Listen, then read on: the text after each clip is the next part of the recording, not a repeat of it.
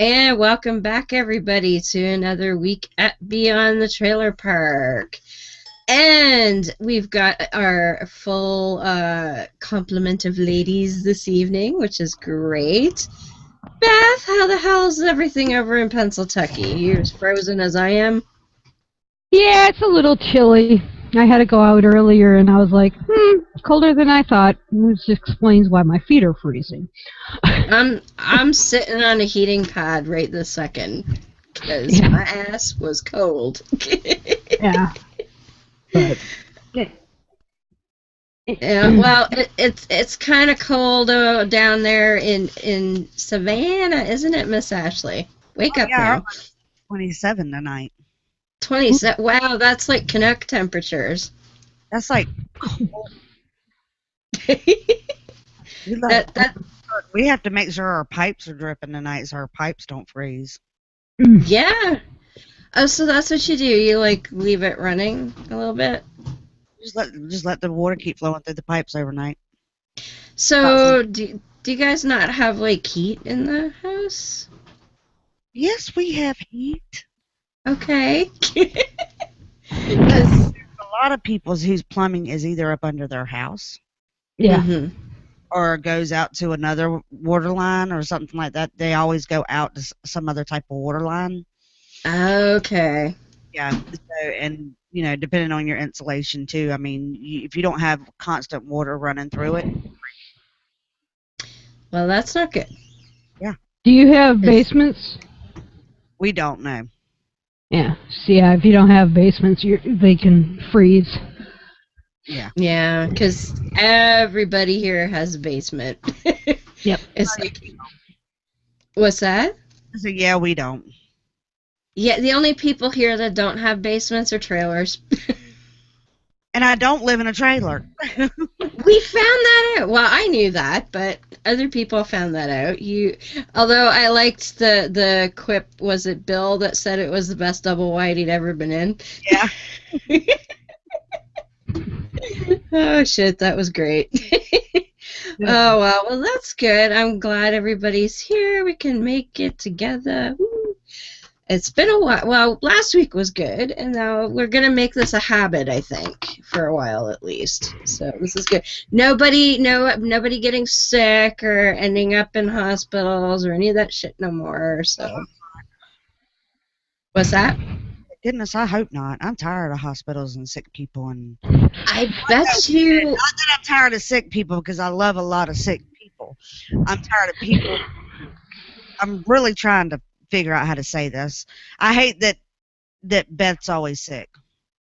I want her to get feeling better. Trust me, I'm sick of it too. You're tired of people being sick. Right, yes. Yeah. Not that I'm tired of sick people. No. Well, I'll say this much. I'm very sick of being sick, even though I'm not. I can imagine. I just want to go back to my prior normal. This new normal is fucking for the birds.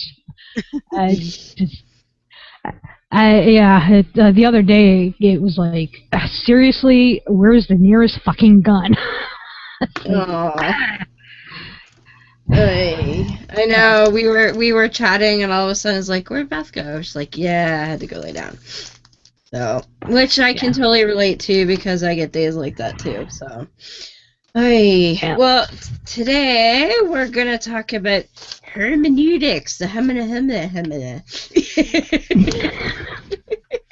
I know, everybody, you look at that word and it's like your eyes cross. Like, what the fuck did I just look at?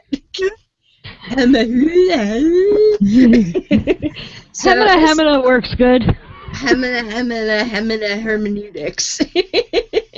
So this is, and luckily Beth is sounding really good this week. So everybody keep your fingers and toes crossed, and pray to whatever fucking thing you think is gonna work. Polish your rabbit's foot, all of that shit.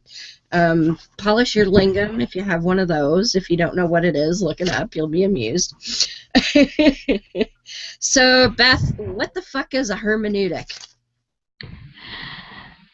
It's a method of interpreting the Bible. That's the simplest explanation. And basically, for those that don't know, I was a 4-bone Bible and theology major, and I spent 3 years doing this shit because I wanted to go and be a youth minister. And I'm sorry. yeah, well, so although I had a precursory interest in all this stuff, in like the quote proper technique of studying the Bible, it wasn't until I came out as a lesbian that it took on a new meaning for me. And contrary to what people may believe, I did not dump religion because I'm a lesbian. And we might hit on this. Homosexuality is not in the Bible. And that's what I discovered using hermeneutics. And so basically this is 3 years of college crammed into 2 hours, but it's something that even as an atheist, I still use. Absolutely. And it's kind of bizarre because it comes down to know thine enemies. And for me, I mean, if people came in and saw my book collection, which is now primarily on Kindle, they'd be like, you're an atheist? Because I have over 74 different versions of the Bible. I have probably over 1,000 books on theology and biblical interpretation, all that stuff. They'd be like, okay, but I can't unlearn that which I learned. And I've actually added more books since being out of the church than I did when I was in the church. But funny how it comes down. Yeah, it comes down to basically, for me personally, is you have to know where these people are coming from. Absolutely. Absolutely, because you come across people like Slick and Cy 10 and William Lane Craig and those twits, and the people who emulate them, they try and study this shit like crazy, and if you don't know where they're getting their fanciful ideas from, you know, it makes it that much harder to counter them, I would think. Well, what's interesting with Matt Slick and Craig is they do not practice hermeneutics. Right, they're literal. They practice apologia. Right. Apologetics. So that's a good thing to point out, that those are very different things. They are two different things. And this is my opinion. But basically, hermeneutics, you're looking at the social, the cultural, the historical context. You're looking at the grammar in the original languages that the manuscripts that we presently have are written in. Remember, we have no original copies of the Bible. Yes. Zilch. I mean, and depending on your point of view, the earliest copies range from anywhere from 40 AD to on up. Mm-hmm. Primarily 100 to 170 AD is generally the cutoff date. Those are all copies. None of them are original. So we have absolutely nothing penned by Paul. We have nothing penned by the author of the book titled Mark. Yeah. We have nothing penned by the book titled Matthew. And I use that because we don't even know who authored those books. Yeah. And it could have been Joe Schmo down the street, for all we know. Exactly. And talking to Dr. Carrier and people like David Fitzgerald and whatnot, a lot of historians are now saying that all of the Gospels are forgeries, basically. Well, yeah, Bart Ehrman is one of the proponents of that view, but one thing we have to be careful when we use that term forgery, it does not mean the same thing as it does in our vernacular. Right. Right. Okay, so it's not for us, we're taking something that does exist and making a poor copy of it. What they're saying is that the Gospels were fabricated, I guess might be a better way to hermit. Yeah, basically it was somebody who had an agenda, who used the authority of, and I'll use Paul as an example because out of the 13 books in the Bible, 6 or 7 are believed to be forgeries. Writing as Paul, using Paul's authority to get his agenda pushed through. Right. If I remember correctly off the top of my head, and I should because I'm just finishing up Bart Ehrman's book, Forged. There's books of Peter as well. One of the Peter epistles is also supposedly a forgery. So basically, what they're doing, it's like, I'm taking Bart Ehrman's authority and writing my own book. Saying basically what Bart Ehrman wants, but I'm including my agenda. That's basically what they consider a forgery. It's not like what we think of it today as a ripoff. Right. Does it change the text in my mind? No, because I consider the Bible bunk anyways. Exactly.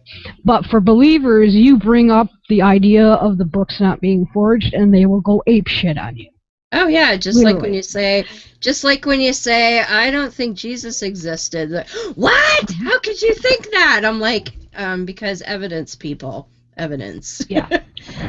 And I've even had people go, oh, well, you're just too fucking crazy. I'm not even going to talk to you the minute I say I don't think Jesus existed. But that's a whole other thing.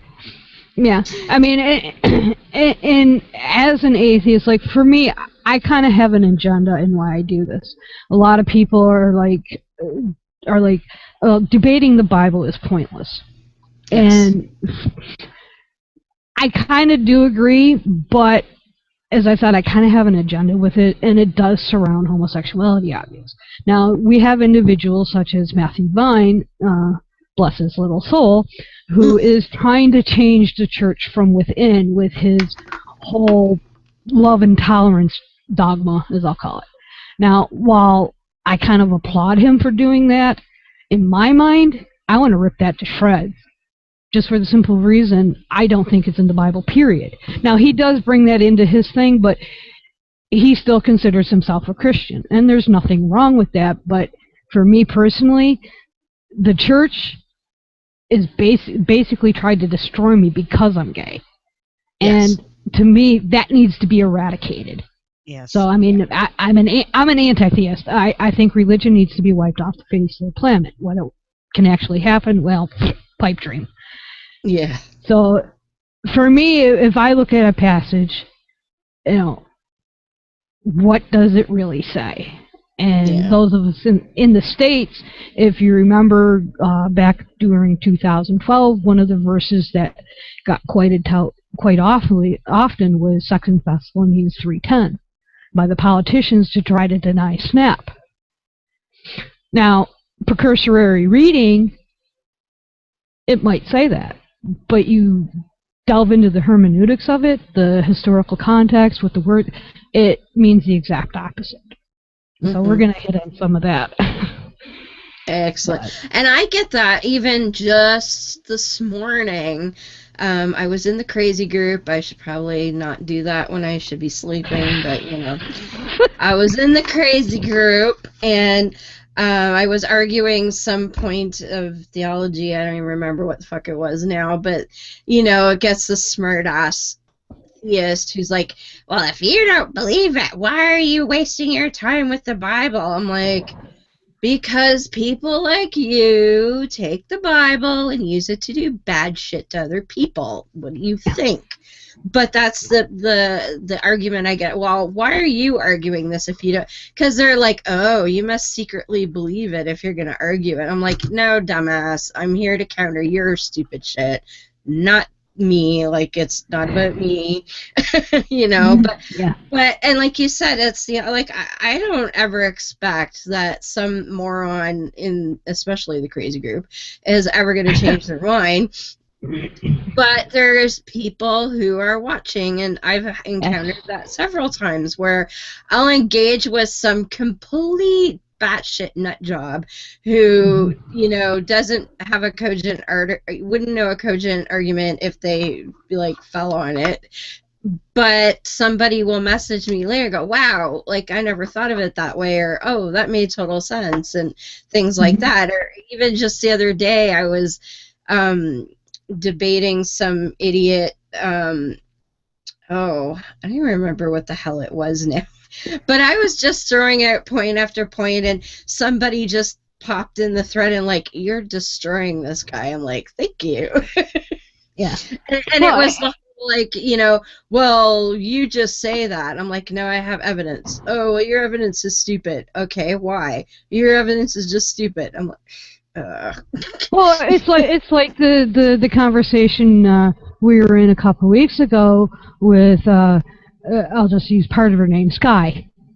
And yes. I mean, and yes, it was primarily surrounding homosexuality, which is something I focus on because of the damage that can be done. And her refutation boiled down to, after what, an hour and a half, 2 hours? Well, that explains it, because I finally said, well, yeah, I actually do know what homosexuality is. I'm a lesbian. Well, that explains it. You're just trying to justify it. Blah, blah, blah, blah, blah, blah, blah, blah, blah. I know. And I was like... I'm like... yeah. I'm like, I mean, suddenly, because you're a lesbian, that just makes all of the bad arguments go away. Like, no. Well, and what's bizarre, now, she never, at that point, she hadn't accused me of not being a Christian. She just said, it came to her second retort was, well, you're not filled with the Holy Spirit. Yes. Usually when I use hermeneutics, I know I've hit my mark when I get one of those two replies, or both. Yeah. I got it with her. And the funny thing is, because she stopped responding after that, and I laid out a pretty good zinger that I'm really surprised she didn't respond to. I said, so how many gay people have you killed yourself? Because basically that's what she's espousing. She never responded, so I give her credit for there. She held her tongue. But it's like, this is an issue. I mean, I'm not an expert. I'm not a scholar. I'm self-taught in a lot of this. I mean, I dropped out of college. I switched to psychology, and I eventually ended up dropping out of college. So I never got a 4-year degree. I have 3 2-year degrees. A lot of good they do me. But it's something that, for some odd reason, even as I was leaving religion, I stayed with it because it was a 10-year process for me. So, I mean, I kept going back and trying to find justification, not just for being gay, but for other things. And for the doctrinal differences, because I was raised Lutheran. I went to a Wesleyan Methodist college, but I converted to Pentecostalism. Figure that one out. So, but I was hit with all these doctrinal differences, and I was trying to justify them using the Bible, and there is no justification. Good luck with that. For about 95% of mainstream Christianity's doctrine, Trinity being one of them. The Trinity is not in the Bible. Another one is dealing primarily with against gay marriage is what's called complementarianism. That's not in the Bible either. They try to make it in the Bible. It's a man-made doctrine. Yeah. So most of the dogma within the church is man-made. But even our early church fathers were able to twist the Bible, or what we know as the Bible, to support these views. That's where we get the Athanasian Creed. That's where we get the Nicene Creed. That's where we get the Apostolic Creed. Those are all basic apologia to support a man-made view, the divinity of Christ. So back to the whole apologia thing, because I don't think we quite defined that. So hermeneutics is sort of taking what's there and sort of extrapolating, what the meaning is by what else is there. And apologia is just taking what's there and, from my perspective, making up shit to make it work. Well, okay, apologia, well, you'll hear I'll probably use 3 terms. Hermeneutics, which in some people will include apologia and will include exegesis, and I'll get to that in a minute. Okay, then we have apologia, which some people mistakenly believe, although I think it's accurate, you're apologizing for your faith. Yes. You take it back to what apologia really means. It's defending your faith. Yes. We call it intellectual word salad.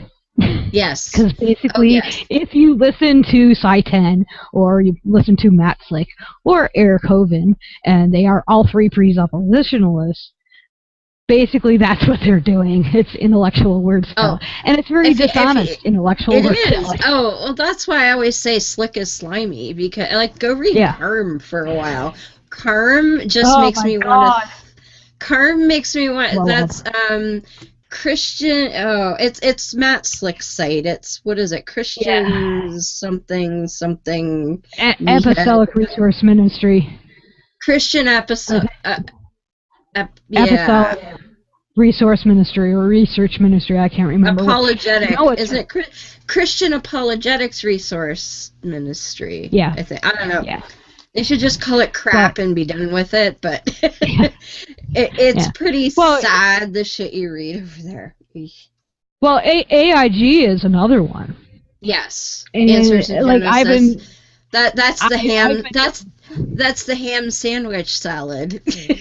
Yes, yeah, and it's funny because I was working on the segment for today, still dealing with the junkyard fallacy, and talking about random chance, and I was looking for something, I don't remember what off the top of my head, and I came across an article that was printed by AIG refuting one of these studies that I use as evidence, and I'm like, rabbit hole. So it's like it's so blatantly dishonest.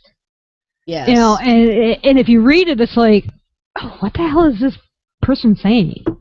It's like it was horrible, and you see that in these apologetic ministries, and AIG in a sense is an apologetic ministry, although they focus on creationism. But yeah, I mean, so basically, apologetics is they're trying to defend belief in not necessarily the Bible per se, but in Christ. They're trying to defend that. Now, exegesis, the simplest way for me to explain it, now some people say that hermeneutics is exegesis and exegesis is hermeneutics. I kind of separate the two because in college, I actually had 3 classes on hermeneutics and 3 classes just on doing exegesis. And I take it probably to a further extreme in that it's primarily, you get a word, I'll use fool for an example because there is actually a reason for that. You read it in different contexts, and if you go back to the original Greek or Hebrew root, I can't remember which one it is, it means something totally different than what's printed in the King James. Specifically the 1611 King James, which we'll hit on later, hopefully. Mm-hmm. So you go back and you look at the word. You look at how it's used. So let's say, I don't know how many, 17 times in the Bible. How is it used that 17 times? Why is it used differently here? Why is it used differently there? What does it mean? What makes exegesis kind of interesting is when you bring it out into English. Now we have the issue of different translations. You have the 1611 version, which we know has been updated and has been, we have over 3,000 different translations of the Bible, one including the Klingon Bible. Oh shit! I know some people that need a Klingon Bible. Yeah. So what happens is, so they might use the word fool, from the original Greek and King James. Well, we're, a couple hundred years later, well, fool back in Elizabethan English or whatever version they used, is totally different than what we say fool is today. Well, a fool, from King James's perspective, would more likely have been a court jester. Well, until Paul uses it. Yes. Because in the Old Testament it means one thing, in the New it means something. Well, in Pauline writing it means something different. Exactly. Yeah. So Ashley, you're sort of all new to this whole atheist thing, and I know you're just going through this whole mess of Bible for the first time yourself. But when you were a believer, did you encounter some of these spin doctor explanations? Who, me? Yeah, you. My thing went on mute for a minute, so I missed like the last 5 minutes. No. Can you boost yourself up a little bit too? You're a bit quiet. How about now? That's a bit better. There you go. No, I was just asking, like, yeah. Okay. Because you're new to the whole non-believer thing, and like I know you're just going through the mess that's the Bible now, but did you encounter much of this sort of spin doctor stuff when you were a believer? Yeah, I mean, I experienced some of it. The difference between me experiencing what a lot of other people experienced is that once I started to experience it, I was like, okay, that's not me. That's what, sir? That's not for me, and then I'd want to not go back to church. That makes sense. So like when did ever anybody bring to you, hey, this Bible verse, says, I don't know, gay people should die, or, this says, hey, go stone an adulteress. Like, did people bring you nasty shit ever and say, hey, what about this? No. Nope. Ours was mostly stories that were continuously, passed down. Why can't, two men be married? Well, because it says it in the Bible. Okay, what does it say in the Bible? Well, it says Adam and Eve, So they just automatically assumed that Adam and Eve meant man and woman. Mm-hmm. Yeah. Right. But nowhere we didn't go after the, well, let's find it out in the Bible. We just always word for it. Gotcha. And keep that point in mind if we get to the whole King James only bullshit. Would you consider the ministers and the preachers that you were exposed to as fire and brimstone preachers, or were these ministers actually ordained? I think these were actually ordained. Okay. And the reason I make that delineation, and it's not to put down people that are not ordained, because personally, academic education, in some instances is not that important, because this is stuff that you can learn, and I do know some ministers that are completely self-taught in both Greek and Hebrew. They're completely self-taught in hermeneutics and, apologetics. Although I don't agree with what they preach, and I don't always agree with their interpretations, they at least made the effort. But you take somebody, my favorite picking boy, one of them anyways, is Stephen Anderson. Gordon Klingenschmidt falls in there, and lately I've been really attracted to Kevin Swanson. But none of them, I know for a fact that Anderson does not have a divinity degree. He is not trained. His claim to fame is that he has 120 chapters of the Bible memorized. Gordon Klingenschmidt's ordination is worth about as much paper as mine is. Okay, yes, I am ordained through the Universal Life Church. The reason being I did a gay marriage about 20 years ago. That is why. That is the only reason why. Also, I have one of those too. Yeah, it also protects me under the Good Samaritan law. That should tell you something about the person. What's his name that has claimed to know 120 the Bible? That just goes to show you that it doesn't take much to. I mean, anybody can memorize anything. Yeah. But to actually have read it, didn't read it, memorized it. Well, and see, go ahead. I was going to say, I made that, or when I did the show with Riasat, he made that point that a lot of non-Arabic speakers in the Muslim world will memorize the entire Quran in Arabic and have absolutely no idea what any of those Arabic words mean. Yep. And they still have to go to an imam to find out what does this thing that I memorized actually mean. Right. So they could be memorizing and spouting the Arabic that says one thing, and an imam will come around and say, oh, and this is what that verse meant, and it be something completely different, and they wouldn't even know because they don't know the Arabic. Right. Yeah. And you'll run into that with King James only people. Mike Holgard is a really, really good example. He's a Nephilim proponent, and he does a 3-part series on the Genesis 6 giants, and he blatantly says during his broadcast that anybody that relies on the original Greek and Hebrew should be avoided. The reason being, in his case, primarily, is that he can't read Greek or Hebrew. He doesn't understand it. And in his case, he gets into what I call biblical numerology. I'm not talking gematria, which is a little bit different.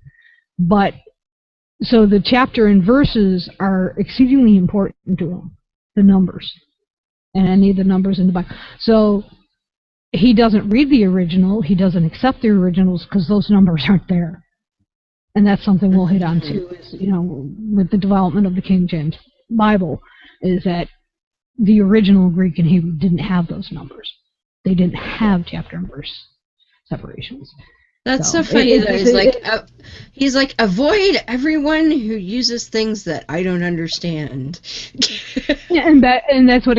So when you take somebody like Klingenschmidt and Anderson and Mike Hogarth, who really have no foundation in the languages, in hermeneutics, because they've never learned it or never been taught it, and compared to somebody, Chuck Missler is not a great example. I'm not sure of his theological background, but I will give him credit. He does very well with Greek, at least. I'm not too sure about his Old Testament. He's also another Nephilim proponent. But he does at least go back to the quote original language. You take somebody like my pastor that I grew up with. He actually went to seminary. He had 4 years of college, most likely in a Bible or theology like I was in, and then went to seminary to learn how to preach. Now, there's a difference between seminary and going to learn theology. There's a difference between my pastor and somebody like Bart Ehrman. Bart Ehrman is a scholar. Okay, someone trained in theology like Alvin Planiga. He's more, apologetics and theology. William Wayne Craig actually has a degree in philosophy. So there are as much as a lot of us think of them as junk, I'm kind of in between. I'm not sure what to think. It's like, old habits die hard. So, we have to be careful that we don't lump somebody like Bart Ehrman or Mike Heiser into the same category. Heiser is a Christian, but Ehrman comes off as an agnostic, into the same category as Gordon Klingenschmidt or Kevin Swanson or Mike Huckabee or Raphael Cruz. Those guys, as far as I know, did not go to seminary or theological. They're basically all self-taught. Right. So, but and that's the thing. I mean, I could be doing something totally mundane, and something will trigger all this, and I'm just like off to the races, because it's kind of fascinating if you trace the history of it. Oh yeah. So. Absolutely. So what makes up a hermeneutic? Let me find my notes. Yeah, Beth she's got some good notes there. Okay. There's two things. Basically, what the hell is hermeneutics? There's two things I was taught, and I still stick to them today, believe it or not. And first is like how I look at when I'm looking at the Bible. And when I say reading and studying the Bible, I literally mean studying. Not just reading it and say, okay, God says do this. I'll go stone my son now. No. It scares me when you ask people, well, if God, using the Abraham story, if God told you to do the same thing, would you? And people blatantly say, well, of course. Those people scare me.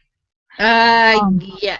There's a guy I would tweet with on Twitter occasionally, and he loved to trot that out because if he got like a really rabid fundy, he would trot that one out, and he would do it in a way that they were kind of fucked because if they said no, then he could use that to completely destroy what they were saying, and if they said yes, he's like, check yourself, like just go to the police station and turn yourself in now, go get assessed because you need help kind of thing. And they, really, and I think very few of those people, if they were truly honest with themselves, would actually do it. They're just paying, well, of course I would because God wants me to do that. Yeah. And therein lies the danger of what I call biblical hyperliteralism. Yes. There's a video I watched. It was dealing with a case concerning homosexuality. And in the video, and I can't remember the name, I think it's In God We Trust.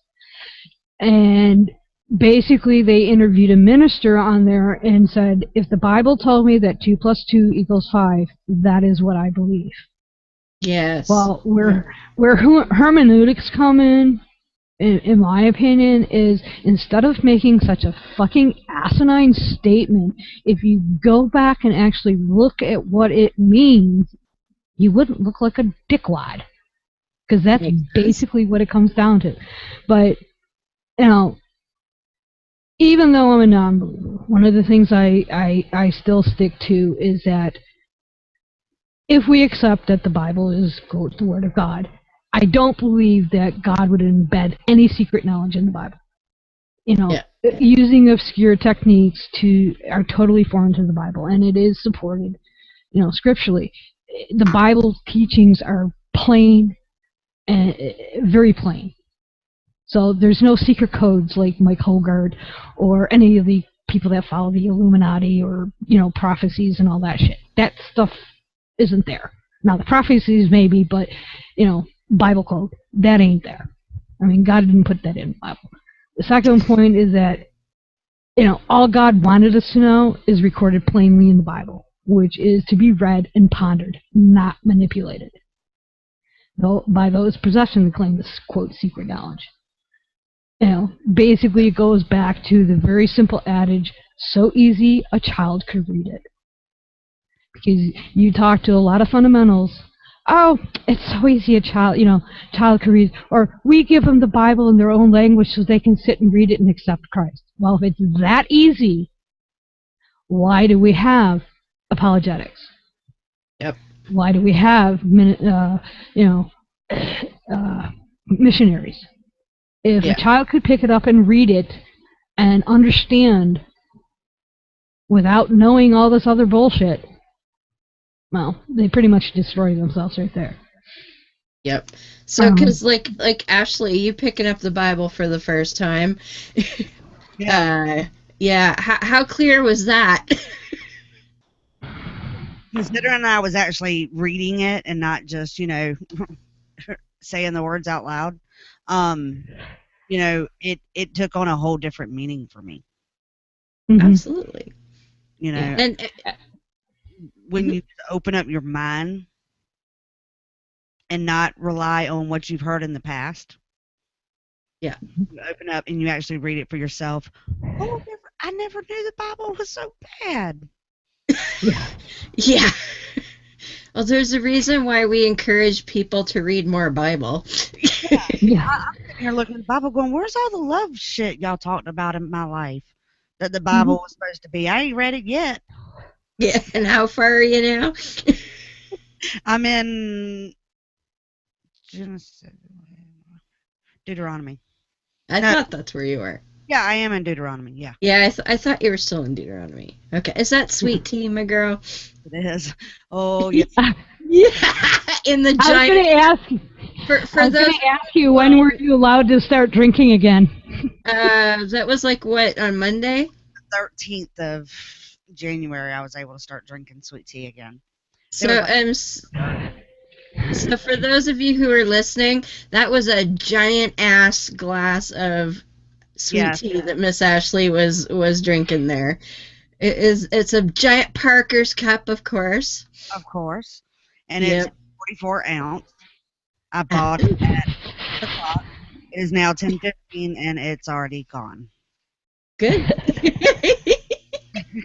But yeah, I keep thinking back to people like yourself, like, because the idea is that, well, you should just be able to pick it up and know what God wants from you, and you're reading it, and I'm thinking you're not terribly inspired. No, and you know what? That's kind of pisses me off because I never, when I would sit down when I was younger, I never, I would try to sit down and I Yeah, found all sorts of different ways to try to get into reading the Bible, like 365 verses a day. You'll read the Bible in a year, yeah. You mean one verse a day for one three verse six? a day. Yeah. So, and I keep wishing that I would have forced myself to read it back then, but I just couldn't. But Well, you know what? Go go ahead, ahead. Beth. I was going to say, and I think that goes to a point that you make a lot of times too, Deb, is that, it shouldn't be like that. I mean, if it's that important, it Yep. should be much plainer. And that's where, like, I think why I can keep going back and doing this is that every time I look at a different verse, I see where the cultural and the historical significance of Yes. what was written. Now, just so people understand, like, from my perspective, the Bible holds absolutely no authority in my life, none whatsoever. I'm sorry, it's not worth the paper it's written on. But I Agreed. do accept the Bible as a poorly written piece of history from the Jewish perspective. Mm. Okay. I like to think of it as historical fiction myself, but Well, and I look well, at it as mythology. well, it is. But the reason I put it into the historical fiction bucket is because there are a few things in there that are historically verifiable. Like, there are certain cities that did exist, and we can prove Pilate existed and things like that. But everything else is kind of woven into the bare bones of reality that are there, and 99% of that is all fiction. It's And a movie. yeah, actually, It's a movie. yeah, it's like a Yeah. movie. It's like based on real events. Yeah, I very, very few real events. mean, they Well, do movies in Georgia. That doesn't mean it's real. No, and I liken it back to, because as I've mentioned before, I'm enamored with the Tudor period, and I've read a lot of historical fiction on that period. Now, I've also studied the real facts of that period, so I can read like a historical fiction book about, say, Anne Boleyn, where it's taking the verifiable life events and filling in some details that we don't know and will never know, like certain, conversations, or trying to extrapolate, which courtier knew what when we don't know, things like that. So the bones are true, but all of the window dressing, I guess, has been fabricated. Now, with the Bible, there's a whole lot less skeleton and a hell of a lot more flesh. Yeah, and it's. I mean, we're not saying there isn't archaeological evidence to support certain people or cities Yeah. in the Bible, but just because there's archaeological evidence does not mean the Bible is true. That's right. And there's no verifiable evidence to support the claim that just because David's name appears on some chunk of clay, that everything surrounding David in the Bible is true. Exactly. Like, so we know there was a King David. Is this the King David in the Bible? Maybe. Did this King David do all the shit that the King David in the Bible did? Hell no. And it's like taking people that we know existed. Again, I go back to the Tudor period because that's what I know. But there are, for instance, Henry VIII also had a mistress of Anne Boleyn's sister Mary. We don't know a hell of a lot about her because she wasn't as famous. She never was queen. She was sort of a minor noble. And so, yes, we know she existed, but there's a whole movie made up about her based on shit that people just like, well, it seems like it could have happened. Let's go with that. And you can't do that. It's like, we know there was a King Tutankhamun, and if somebody came along and wrote a book about King Tutankhamun and made up like all of the stuff about him that we don't know, that doesn't mean any of that actually happened. And that's where theists get so stuck on it. It's like, well, see, there's proof Pilate existed, therefore Jesus. I'm like, no. We know there was a Pilate, therefore there was a Pilate. That's all we know. Yeah. And there was a Jesus. Go ahead, Ed. Yeah. I said, just because there was a Pilate doesn't mean there was a Jesus. That's right. They make that leap in logic or leap in faith. Well, and let me go back. Connect the dot. That guy, Peter Sparrow, the creationist twit that I saw almost a couple of years ago now, he was focused on creation, but what he was doing was he was taking what he thought he could prove, and that's a whole other thing, but he was taking Bible passages that he thought represented real science, and his tagline was, if there are things that we can prove are true in the Bible, then we can believe the other things that we can't prove. Yeah. And that's not right. Yeah, and that comes to like one of the third things I learned in school. My Old Testament hermeneutics professor basically called it, there's two different processes. There's the literal view, which basically you take a biblical text as it should be interpreted according to the plain meaning conveyed by its grammar, the historical context, its meaning, held to correspond to other authors. And then the second process is what's called the literal view. And I mentioned this last week in my segment. And basically, the simplest way to think of that is, it's this very strict, almost legalistic point of view. And the best example of it is, Christ versus the Pharisees. So it is where people place the letter of the law, one jot or tittle, above what the text actually says. So people that take like Sparrow's view. You'll find this specifically within creationism. Ken Ham is notorious for it. Kent Hovind is notorious for it. They don't give a crap what science says. They can't. And I've spoken on that before. But barring that, it's the Bible and what it says. But as I said, they take it hyperliterally. Yeah. And they're injecting meanings that may or may not be there depending on the historical, social, and cultural context. And that's where hermeneutics comes in. So, I mean, one of the textbooks we used in college, and I still have it. In fact, I was telling Deb the other day that my copy finally fell completely apart. I now have multiple pages that are not in order. So I'm ordering another one.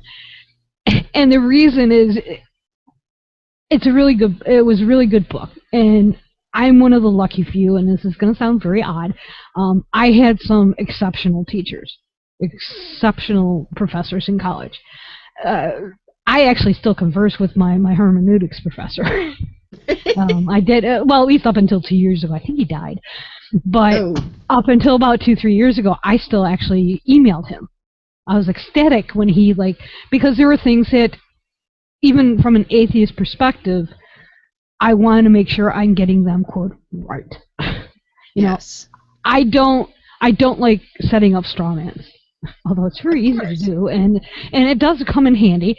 But if I'm going to tear down a passage, if I'm going to tear down someone's, specifically with homosexuality, I want to make sure what I'm saying is supported, not just by Scripture, but I want it supported by everything outside of Scripture. And I'm not talking the Book of Enoch to support the Nephilim. So, I mean, and what Verkler did in his book, it's called Hermeneutics, Principles and Processes of Biblical Interpretation, and he wrote it in 1981, so a year before I went to college, actually. And he came up with 5 methods to get at what the scriptural author's intended meanings were. And the first one, it depends on lexical and syntactical analyses. And basically, it's the how and why the words used, focusing on sentence order, punctuation, tense of the verb, and other non-grammatical, lexical, and syntactical issues. The best example of that is the word Elohim. Yeah. First glance, if you do not understand how Hebrew grammar is constructed, people take the word Elohim to always be plural. Right. It is not. There are the Mormons got it right. Yeah. Although I think they got it right for the wrong reasons, but I'd have to look into that. That's highly probable, knowing how those guys operate. Yeah, I'd have to look into that, but off the top of my head, that for some reason that popped in mind. But yes, there are certain verses in the Bible, or passages, or chapters in the Bible, Psalms 82 specifically, where Elohim is considered plural, i.e., the divine council. Now, and I'll try to avoid the Nephilim shit because this is what it ties into, but whether you accept the divine council, here, no, there, I'm not sure what I think, then the use of Elohim then is plural. But if you go back to Genesis, if you look at Genesis 1:1, it is clearly singular. Right. Bara, which means created, is a single verb. Right. It can't mean anything else. It's also, again... And that sort of stylistic analysis is also how they kind of got rid of the whole Josephus stuff with Jesus, because they were looking at what Josephus had written and like, oh, look, he talks about this Jesus Christ guy. Well, somebody who did the analysis of the style went, wait a minute, those passages stick out like a sore thumb because they don't match anything else the guy ever wrote. They're completely different stylistically. And that's when people started kind of going, I think we need to look into where did those passages come from, and go from, and that's where the whole Josephus mentioned Jesus thing fell off the wagon, and it doesn't hold up because the styles don't match. And when you dig into it from there, we have other theories that make sense as to why those things are there. Yeah, and one point I should have made maybe earlier on is hermeneutics, although it is specifically now applied to scripture, specifically the Bible, is a well-founded philosophical idea. It wasn't just used for the Bible. Josephus being the best case. Hermeneutics is what led to the conclusion that that passage referring to Christ, was a forgery. Yes. And I literally mean a forgery in this case. So yeah, hermeneutics is not just something that's to the Bible. It can be used. It's a form of textual criticism that applies outside the Bible as well. And then So, I mean, Elohim being basically the best example we use. And then you get into the historical cultural analysis of it's pretty self-explanatory. Know your history. In your case, for you, you deal with Tudor history.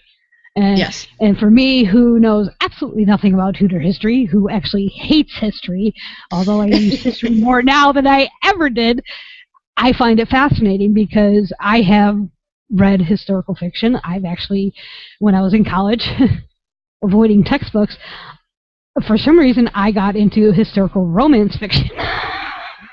I've read a little bit of that. When it gets a little too sappy, then I'm like, no. Yeah, that lasted for about 6 months. By the way, there's some really, really bad historical fiction stuff out there, and if anybody, like, because as I say, I love Tudor history, and one of the main players of Tudor history was, of course, Mary Queen of Scots, which actually bears into the King James stuff later on. But there's a series out, and I forget what network it's on. It cropped up on Hulu, and it's called Reign. REIGHN. Oh yeah, I've seen that. And here's me going, oh, a series about Mary Queen of Scots. Cool.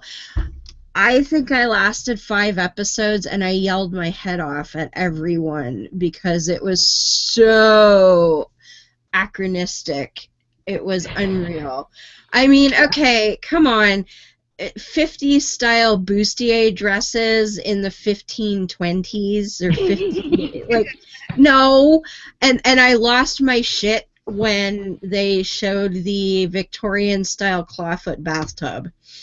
I'm like, no, just fucking no. And then they started actually changing historical facts like that we know, and I was like, yeah, no, done, can't do it. You people are fucked. So anybody who's a purist in history, do not watch that show. Yeah, I think what happened for me is during that time, it was pre-science fiction, so pre-Dune, and I know I think I was really heavy into 2 philosophy classes, and anybody who has ever read philosophy, I'm talking Aristotle, Plato, the early stuff, it's like, can be some of the driest reading on the face of the planet. So I needed a diversion. Well, that's what I fell into until I got introduced to science fiction and fantasy, but I digress.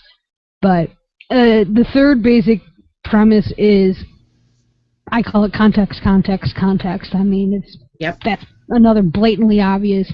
And as I said, the best example I have from my writing is Second Thessalonians 3:10, used against food stamps primarily.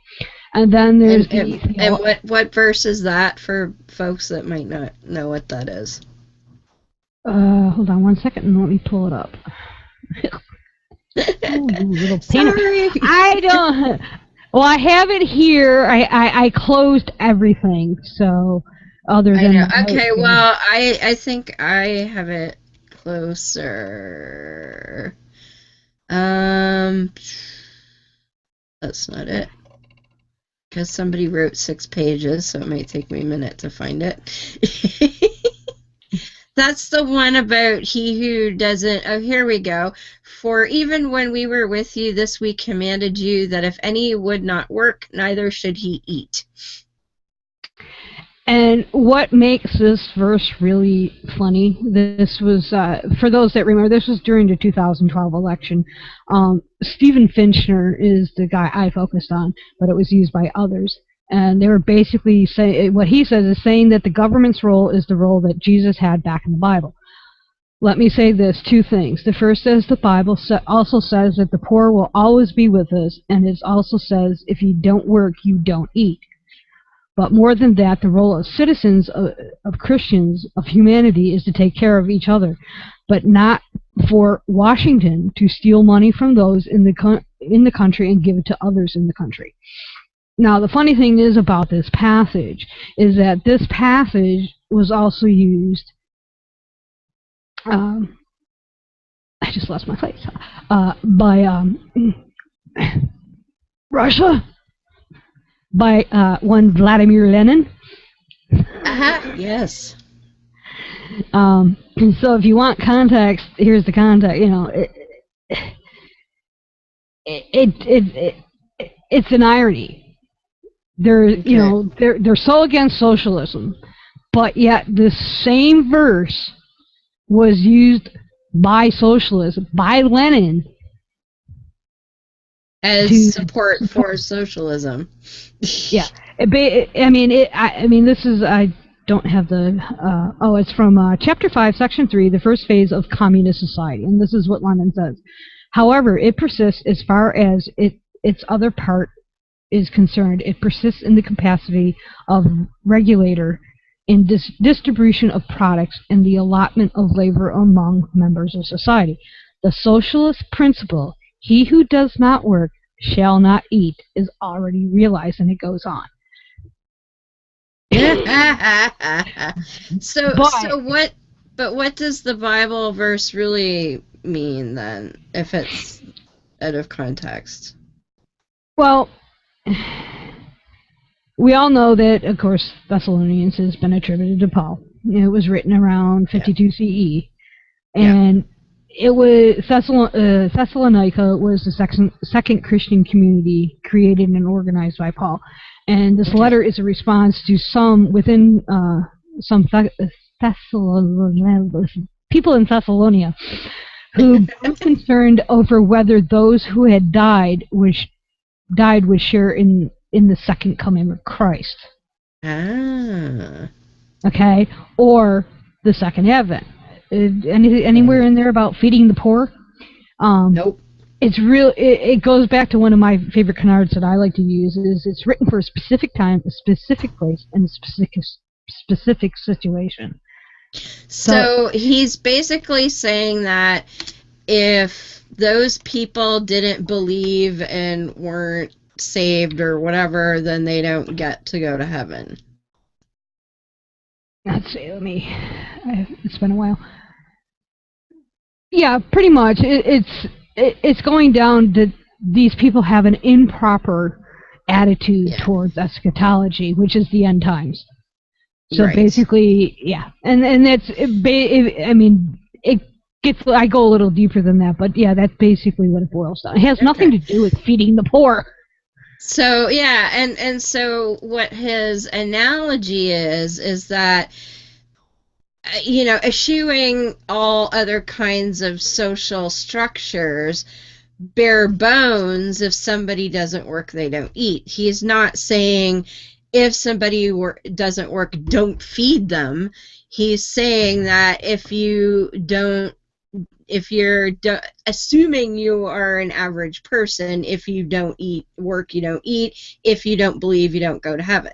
But he's not specifically saying, oh, anybody who doesn't work, then just let them starve. Like, he's not. Well, even then, because all throughout the rest of the Bible, it always talks about giving alms to the poor. So what the fuck, buddy? Well, to take it a level deeper it's not even talking about eating, like the physical eating. No, it's talking about getting to heaven. Yeah, and what it is that some people in Thessalonica were satisfied with their own salvation and did not concern themselves with spreading the gospel. So it's also an admonishment, whatever. He's telling them, get off your fat asses and go preach the gospel. Yes. Yeah. So but if you break it down, if you look at the full context of not just Thessalonians, but the first book, and look at all of Paul's writings, it has nothing to do with SNAP benefits for those of us that can't afford food. And just an FYI, I get SNAP. Yeah. Without SNAP, I literally would not eat. So and that would be bad. Yes, and this is one of the issues that I focus on, and Pauline writings is another area that I like to dabble in. But so context is important. So after context, what do we have?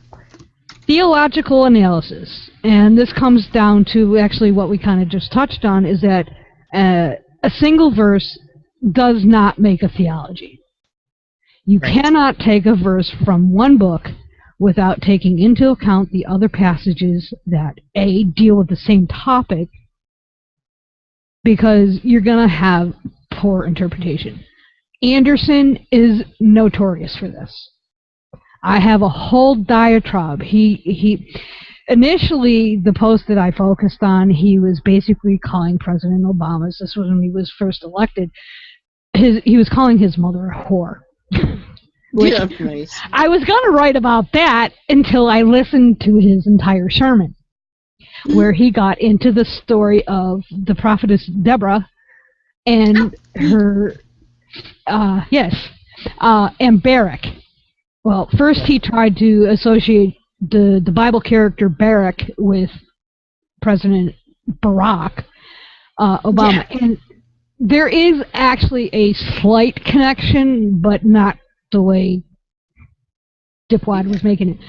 Basically, what he was trying to do is he considered Barak a very weak character because he wouldn't go to war without Deborah.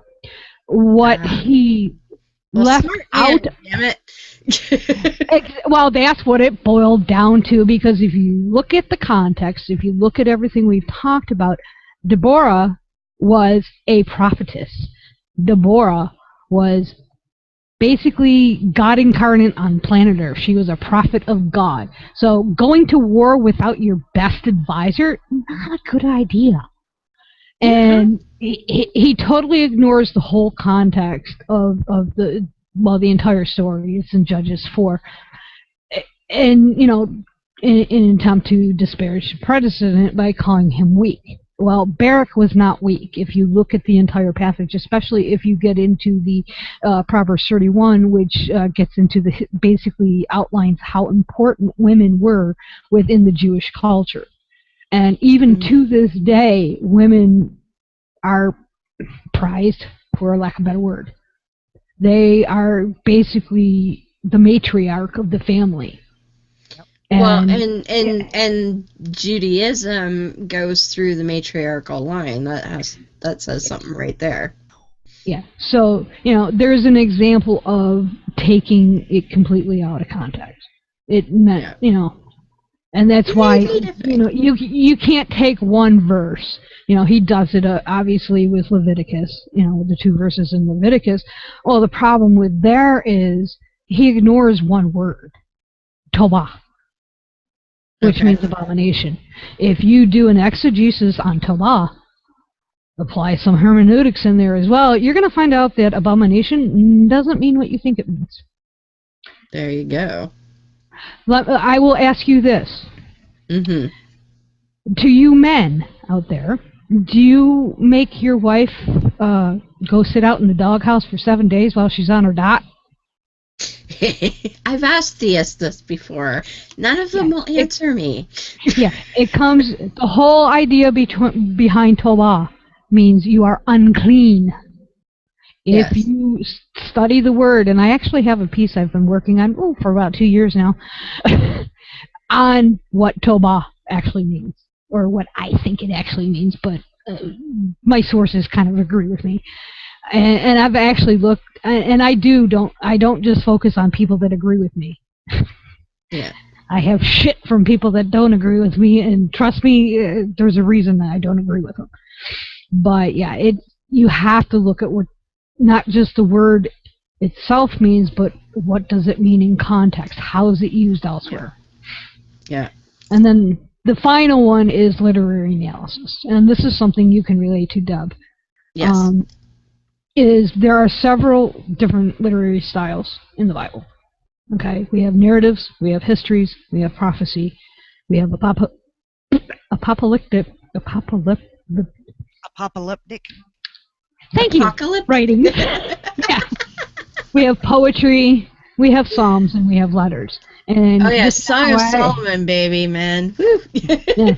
Just I was going to say, poetry and psalms are 2 different things. Yes. We have the book of Psalms. Proverbs is poetry, kind of. So they're 2 different things. Okay. And wasn't it with you, Dove, in one of our conversations, somebody tried to quote Proverbs to you as support? Which proverb? I was trying to remember. I was trying to remember that too, and I almost drawing a blank. I'm sorry. Yeah. I've been hanging out in the crazy group too much. They say all kinds of weird shit. Oh, it's freezing our brain. Yeah. Well, the point I was trying to make is Proverbs is poetry, and it's also considered a wisdom literature. It does not hold the same veracity, you can throw Psalms in there as well, as Genesis, Exodus, Leviticus, Numbers, and Deuteronomy.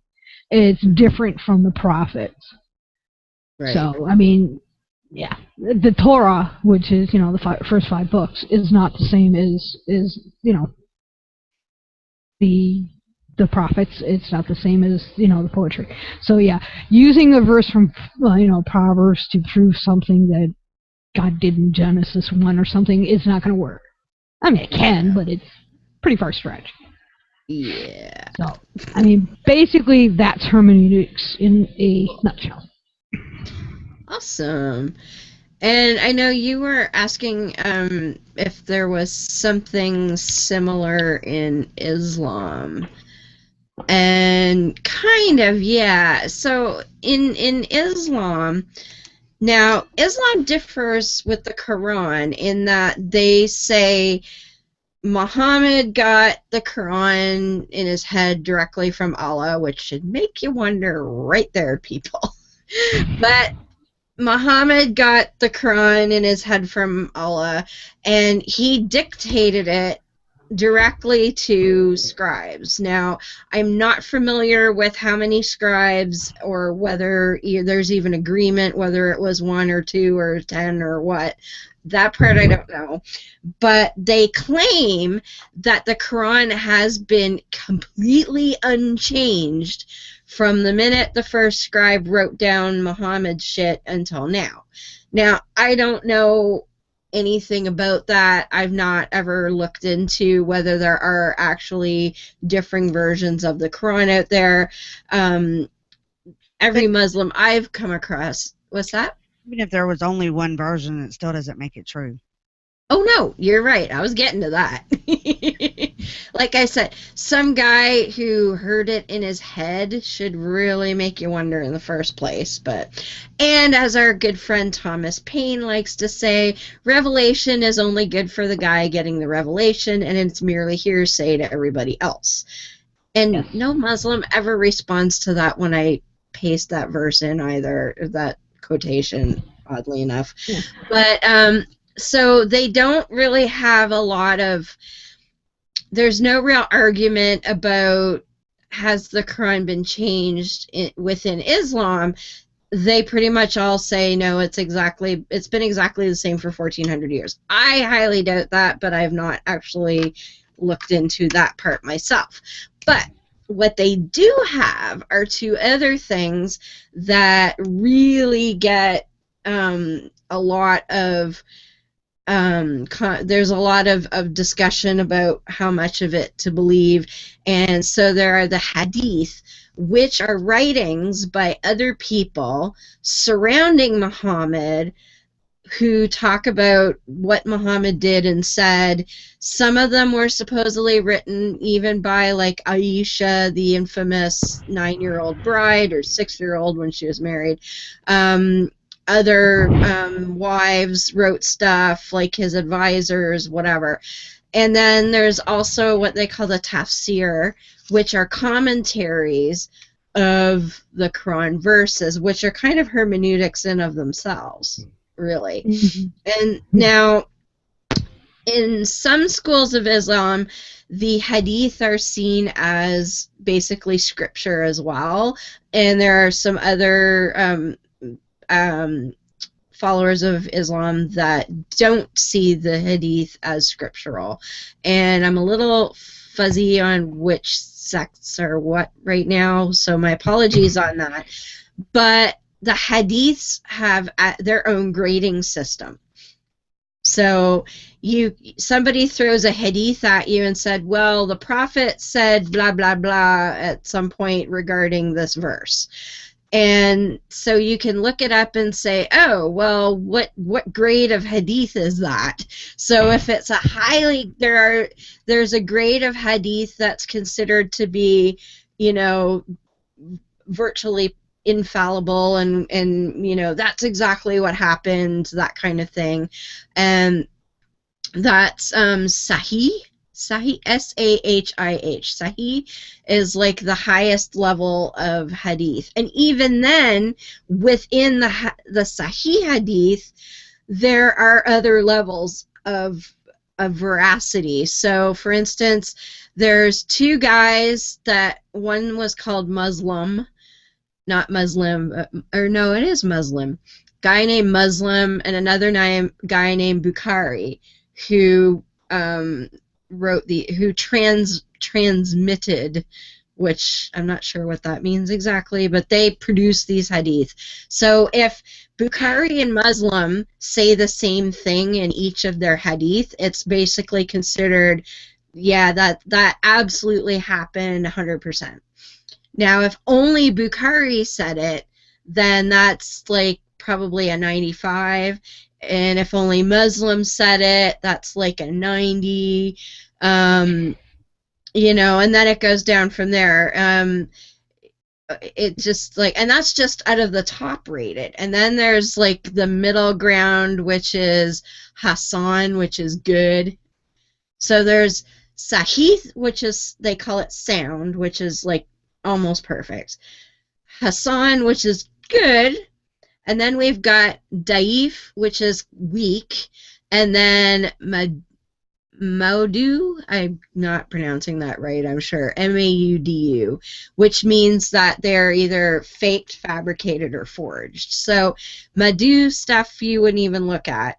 But Sahih, Hassan, and Daif. So you've got really good, so-so, and eh. And so even then, it's all messed up. You can't just say, oh, well, it's a hadith, blah, blah, blah. So, yeah. Well, I thought faith was screwed up. Oh, yeah, and that doesn't even get into the tafsir. The tafsir are just commentaries that various clerics have made over the centuries regarding what verses in the Quran mean. And so you get people, well, I don't like so-and-so's tafsir, so it's no good, and then this tafsir, blah, blah, blah. So it absolutely, even though they're sitting there going, the Quran has never been corrupted, it's exactly the same for 1400 years, meh, all the other shit that goes with it is a fucking mess. Right. Before we go too much further, poor Ashley has to go to work. Oh. So she has to take care of a driver issue, so she may disappear on us anytime soon. Okay. Yep. Waiting on the pictures to come in now. Oh boy. Have you heard? Totally off topic, but have you heard of the can opener bridge in North Carolina, Miss Ashley? Yeah, look it up. They actually have a motion sensor camera on the thing because so many trucks can opener themselves on it. Oh, I'm so good. That's in North Carolina? Yes. Can opener bridge. Yeah, they even have their own YouTube channel that so many people. Oh yeah. Somebody just thought, hey, it'd be kind of interesting to put a camera on the bridge from like a local business. And yeah, they have like hours and hours and hours of video of trucks just shearing the top, and things like Winnebagos and stuff too. But and there's even video where there's a huge sign that says, if this is the limit, don't go any further if you're over this height. Like, and there's signs like for like a mile before you get there. There's video of trucks stopping, reading the sign, and trying to go through anyway. What? No. Oh, yeah. So, yeah, consider yourself, you probably have a lot better drivers than that. So, I hope. But yeah, definitely, you should make your drivers watch that channel, actually. No, that's what I'm sitting here thinking. I'm sitting here looking it up. There you go. So are you hanging on for a few minutes? Or? Oh yeah, I'm here until those pictures come in. I'm here. Okay, good. Excellent. So I'll hold off on the segment then, I think, until you go for now. Because Beth did her junkyard fallacy again. But do we want to switch into a bit of King James yet, or do we have some more hermeneutics? Well, I just was going to hit, one thing, comment on yours, and then I'll wrap up the hermeneutics part, is that what I find interesting is you have the debate between the different hadiths, and one of the criticisms I get sometimes is that I do use a lot of commentary. I have a preference for older commentaries. I've gone as far back as 1600, and especially when it concerns the differentiation between the moral, civil, and ceremonial laws. And part of the reason I do that is because the commentators back then are closer to the Reformation, which that delineation was actually a significant portion of the Reformation movement. So, but I mean, I don't pick and choose based on, oh, they support me, they don't. I mean, I use Matthew Henry a lot, and I don't always agree with him, but he has a very clear, simplistic is probably too overly simplistic of a word, but he's got a very clear and concise commentary on the Bible. I mean, whereas like the pulpit leans more towards the right, but I still use it, because if you take them back far enough, you're going to get rid of all the political bullshit. And I don't know if this is prevalent within the Quran or within Islam, is that you will notice, and we might touch on this in the King James part, is that if you look at early Bibles, and I'll use Malakoi and our Synagogue, which were the two words Paul used that most of your fundamentalists translate as homosexuality or homosexual, which does not really work for a simple reason. One, homosexuality is a made-up word anyways, but if you look at the history of how those words were initially translated, it was soft or effeminate. Okay, no talking of pederasty, which was very common in the Roman and Greek cultures back then. Yes. So if you look, all of a sudden in 1955-ish, 1958-ish, it became sexual pervert or homosexual. Of course. Well, what happened in that time period? What changed our social context, our social mores? Oh, might it be McCarthyism? Oh, yeah. Our good friend McCarthy. That is actually when translations of the Bible changed. If I remember the date correct, in 1958, and I used to know which version, I didn't save that little bit, I think it was the Amplified Bible, was the first Bible to actually use the word homosexual. And you can, if you look at the history, you look at the history of the LGBT movement, per se, it all ties back into that time period.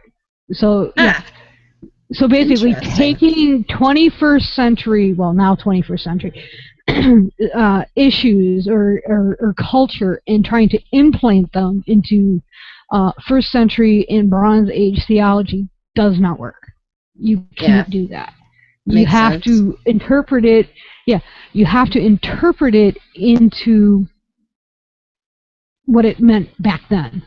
And that to me is why the Bible just does not work. Well, and further to, you mentioned my point that I like to use a lot, being that it shouldn't be that complicated.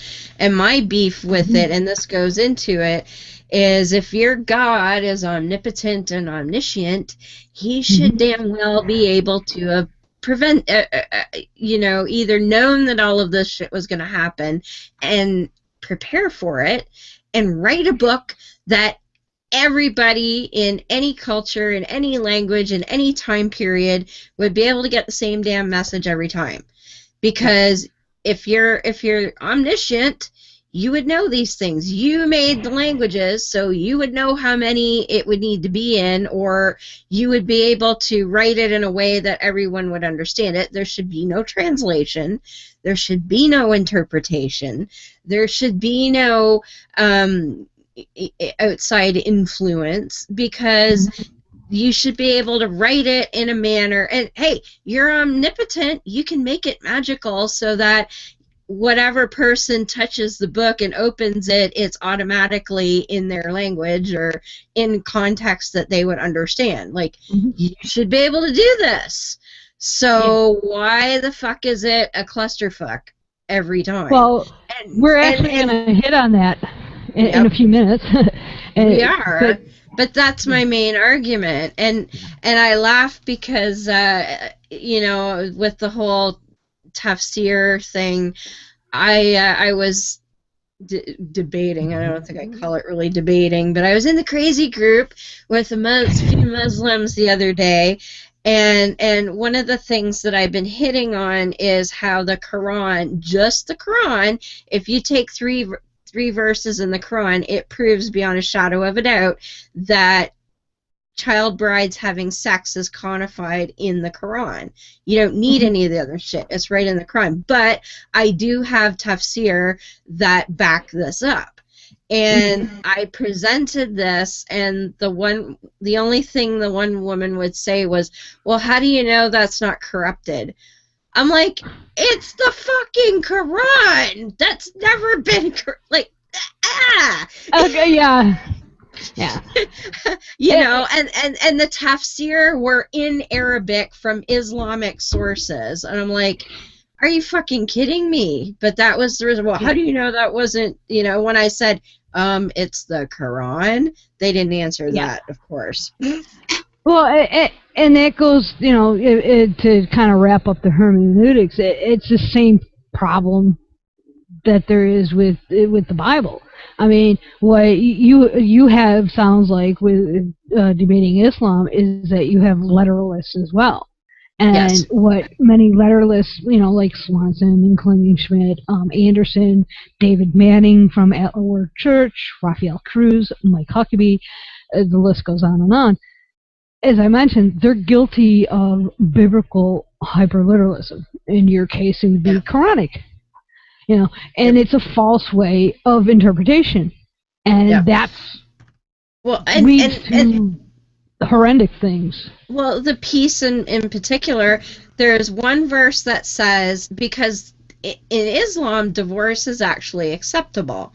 And so in the Quran it says, if a woman who's been divorced wants to remarry and she never had sex with her husband, then she can remarry right away.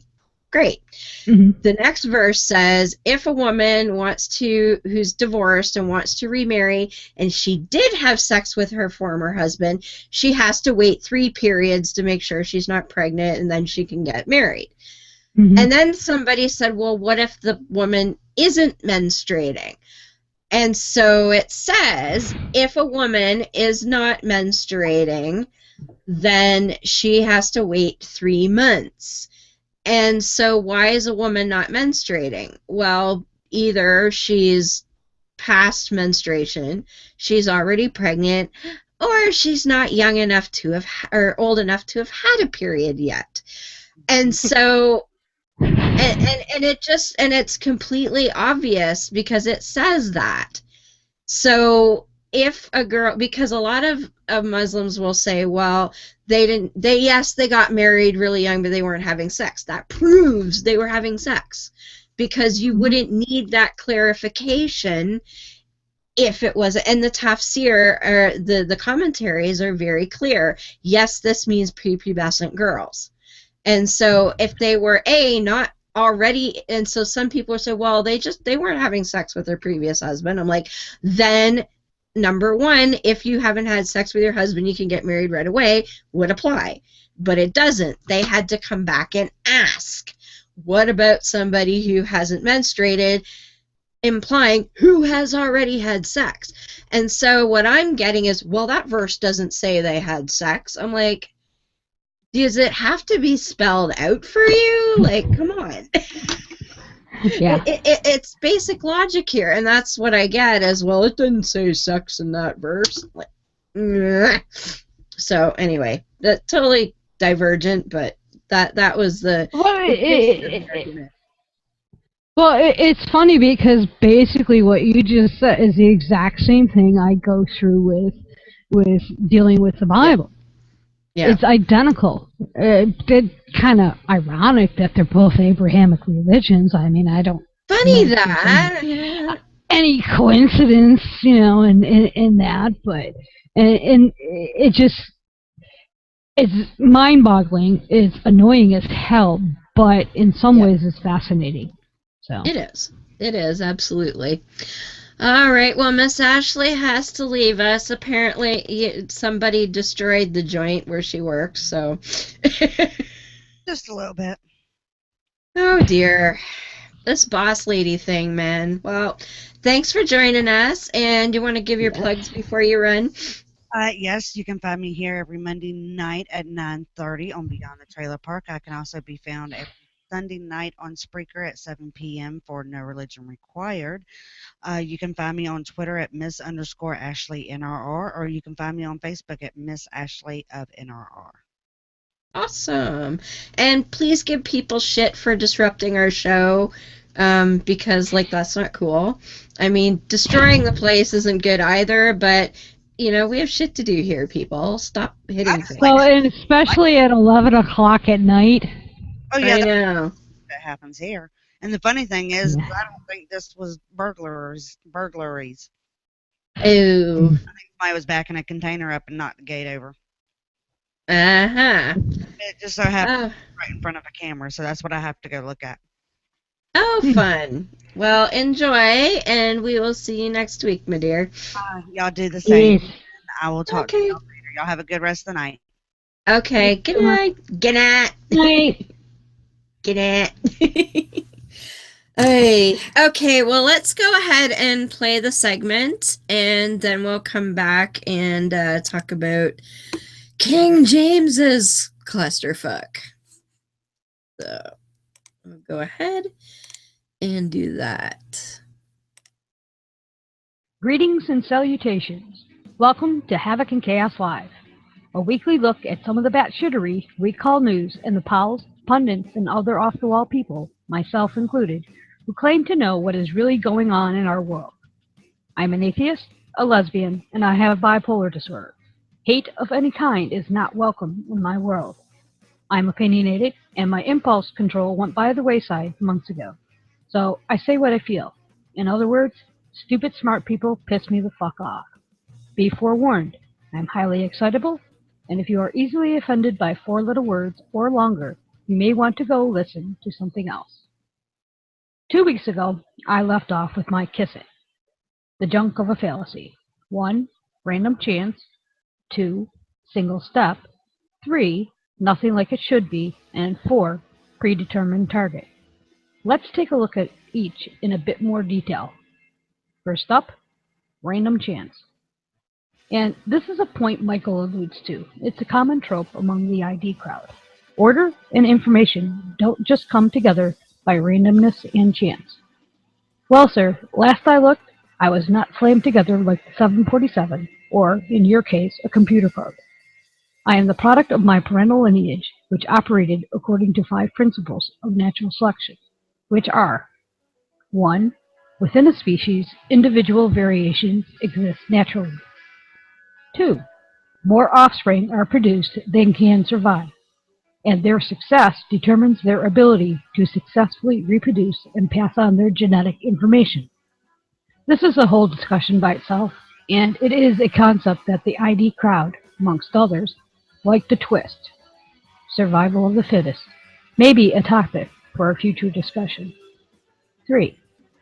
The reproductive rates of individuals are unequal, or favored based on environmental pressures, i.e. predation, or a squirrel not getting run over by a car. 4. Environmental conditions determine the reproductive success of certain individuals because they possess a trait that allows them an advantage in that environment. And 5. Over generations, the characteristics of the population changes as those individuals more successful in reproduction populate the species. And just a note, I will be hitting the idea of no new information in a separate segment, as that again is a topic unto itself.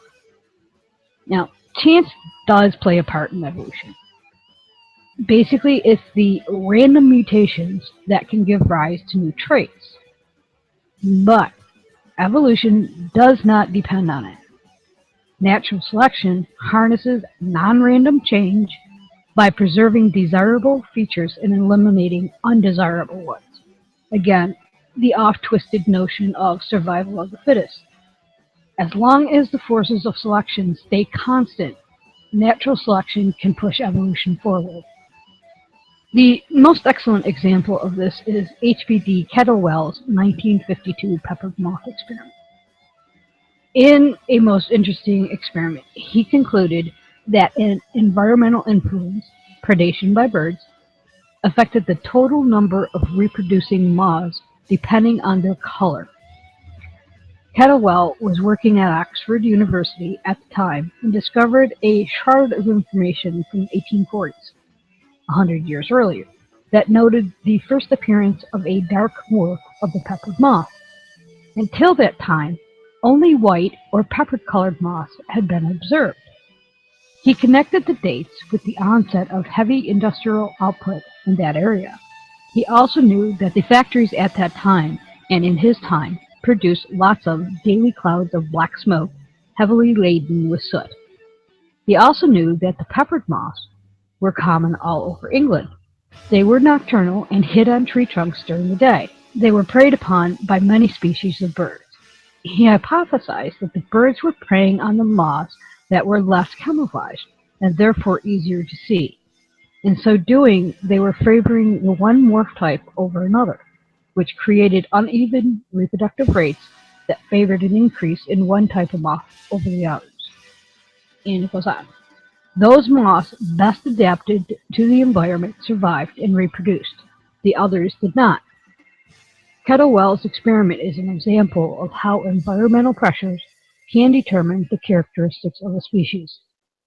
So, taking the 5 basic principles of natural selection as I outlined above, and comparing it to Kettlewell's experiment, this is what we see. Individual variations exist naturally. The peppered colored or the dark morph color. More offspring are produced than can survive. Initially, more peppered moths than dark morph survive. Reproductive rates are unequal. Predators ate more of the dark morph, easier to find. Environmental conditions determine the reproductive success. The soot. The characteristics of the population changes. More dark morphs appeared as they now had the advantage.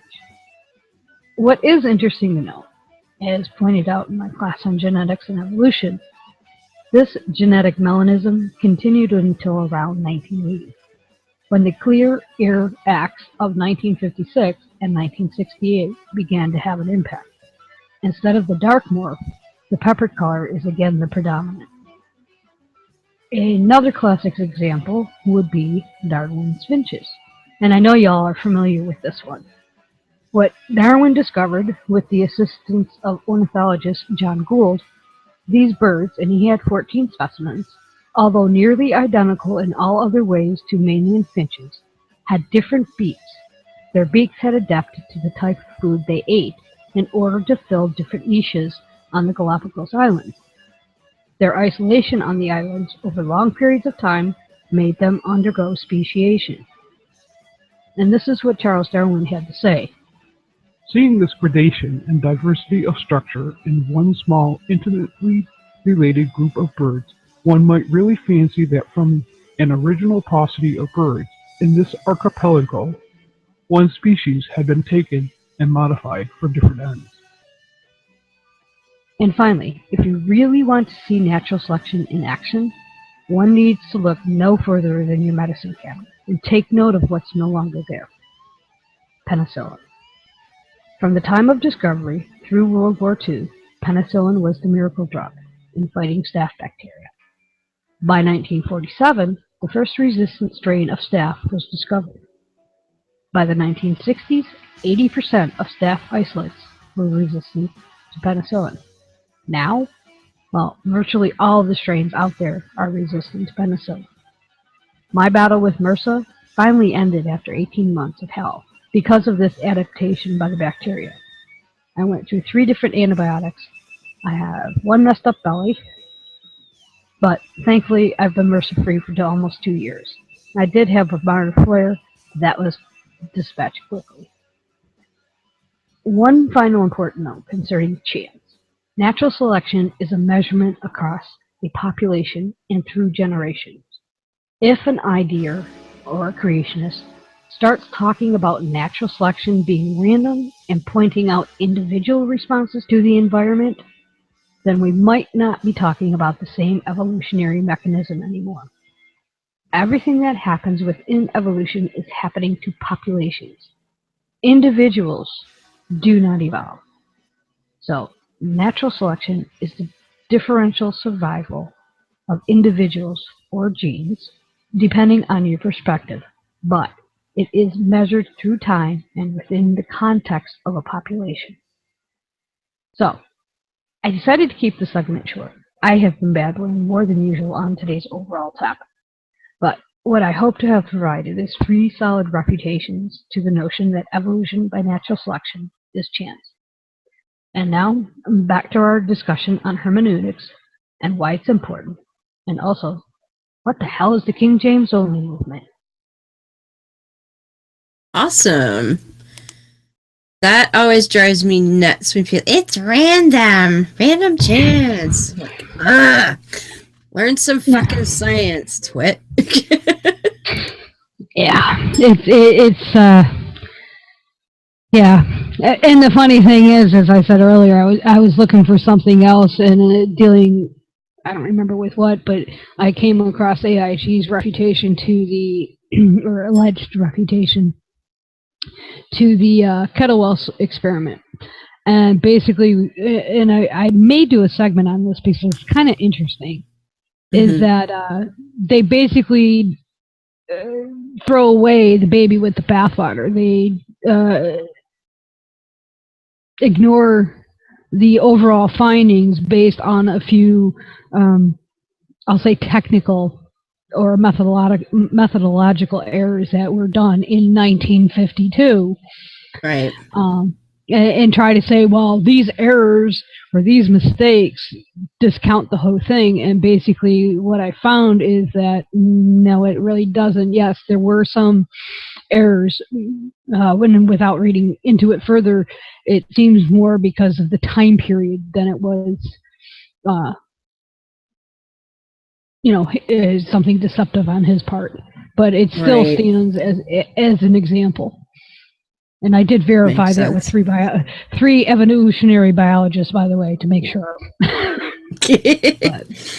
See, thoroughness. Well, it's funny. If anybody were to look at my friends list, especially on Facebook, they'd be like, besides looking at my library, be like, I have people that practice Wicca, I have people that are paranormal investigators, besides atheists, I have evolutionary biologists, I have organic chemists, I have, general chemistry, I have lab technicians, doctors, I have, it's like, they're all, and boy, they come in handy.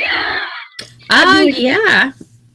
Yeah, I have an eclectic group of people that, Oh, and I also have the Satanic Temple, and I also have Church of Satan. So, and I actually have three of my friends who are reverends within the Church of Satan. So that does come in handy. Absolutely. So, yeah. Oh man. So yeah, any creationists listening, do some more sciencing, because it's not random. It's not what you think it is. Yeah, see, and that goes. And that goes for you, Nephilim, if you happen to be watching Nephi. Yeah, 'cause he just followed us after, it was like 2 episodes ago, he followed us, and I was like, really now? Yeah. Anyway, so, I don't, yeah, I wonder if he's one of those King James nut jobs. I don't know. I don't remember. I'd have to listen to him more, but Yeah. that gives me a headache. Sorry, 5 hours of diatribe is bad enough listening to Kevin Anderson. Well, try being in one of his hangouts. That's what I freaked him the fuck out when I told him I didn't think Jesus existed. Like, what? Yeah. That's some crazy talk. Yeah. It's well, and the thing is, like, dealing with the creationists in general, the same principles of biblical hermeneutics can also apply to science. I mean, you have to, like, just for that segment, which was only 8 minutes long, a little over 8 minutes, there's about 55 hours of delving into, the different science. I mean, for me, I'm trying to approach it from a layman's point of view. And I am taking a class on genetics and evolution, so it's kind of, morphing into each other. And that's what got me interested when I heard, Michael talk on forbidden fruit. Yeah. And it just happened to coincide with my class. But, just dealing with the Catterwell experiment, for example, I read 17 different papers dealing with just that issue. Is this really, and the only refutation I could find, overall refutation, was AIG. Yeah. So, it's like, the same principles I use for interpreting the Bible, I try to use in everything else. So, but it does overlap. Oh, we should get into some King James because we're getting near the end here, and we can go over a bit. That's fine, but I don't want to go too long. So there's a whole school of theists out there that refuse to use anything but the King James Bible because they think it's the absolute best version out there, and they'd be wrong. Yes. Yeah, I deal, like, we were talking before a show, is a lot of people ask me, well, what version of the Bible do you use? And I said, well, what version do you use? And they're like, well, I use XYZ. And I'm like, well, that's what I use.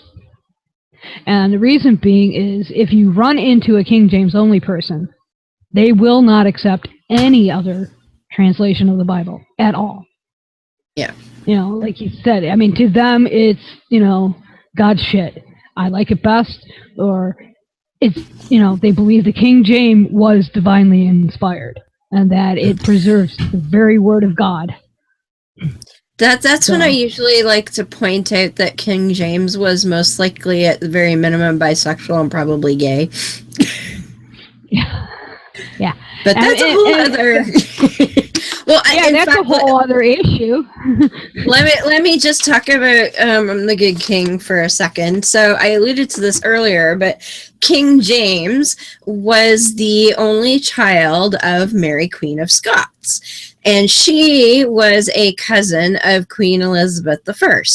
And that's one reason why Mary, Queen of Scots ended up in I guess jail. That was mansions and castles and shit, but she was detained, I guess, for close to 20 years by Queen Elizabeth because she actually probably had a slightly better claim to the throne than the Tudor dynasty did, and was obviously would have liked to have taken the throne if she thought she could. She eventually was busted for treason, for sending letters to conspirators who are going to try and kill Elizabeth and put Mary on the throne.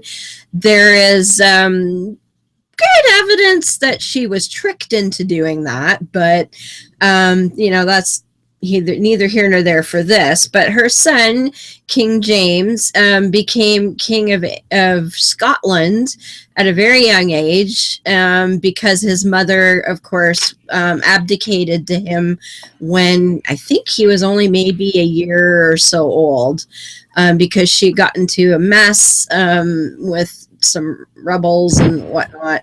So he obviously had regents for a time, but he was the sixth King James of Scotland, and he was solely King of Scotland until good Queen Bess died in 1603.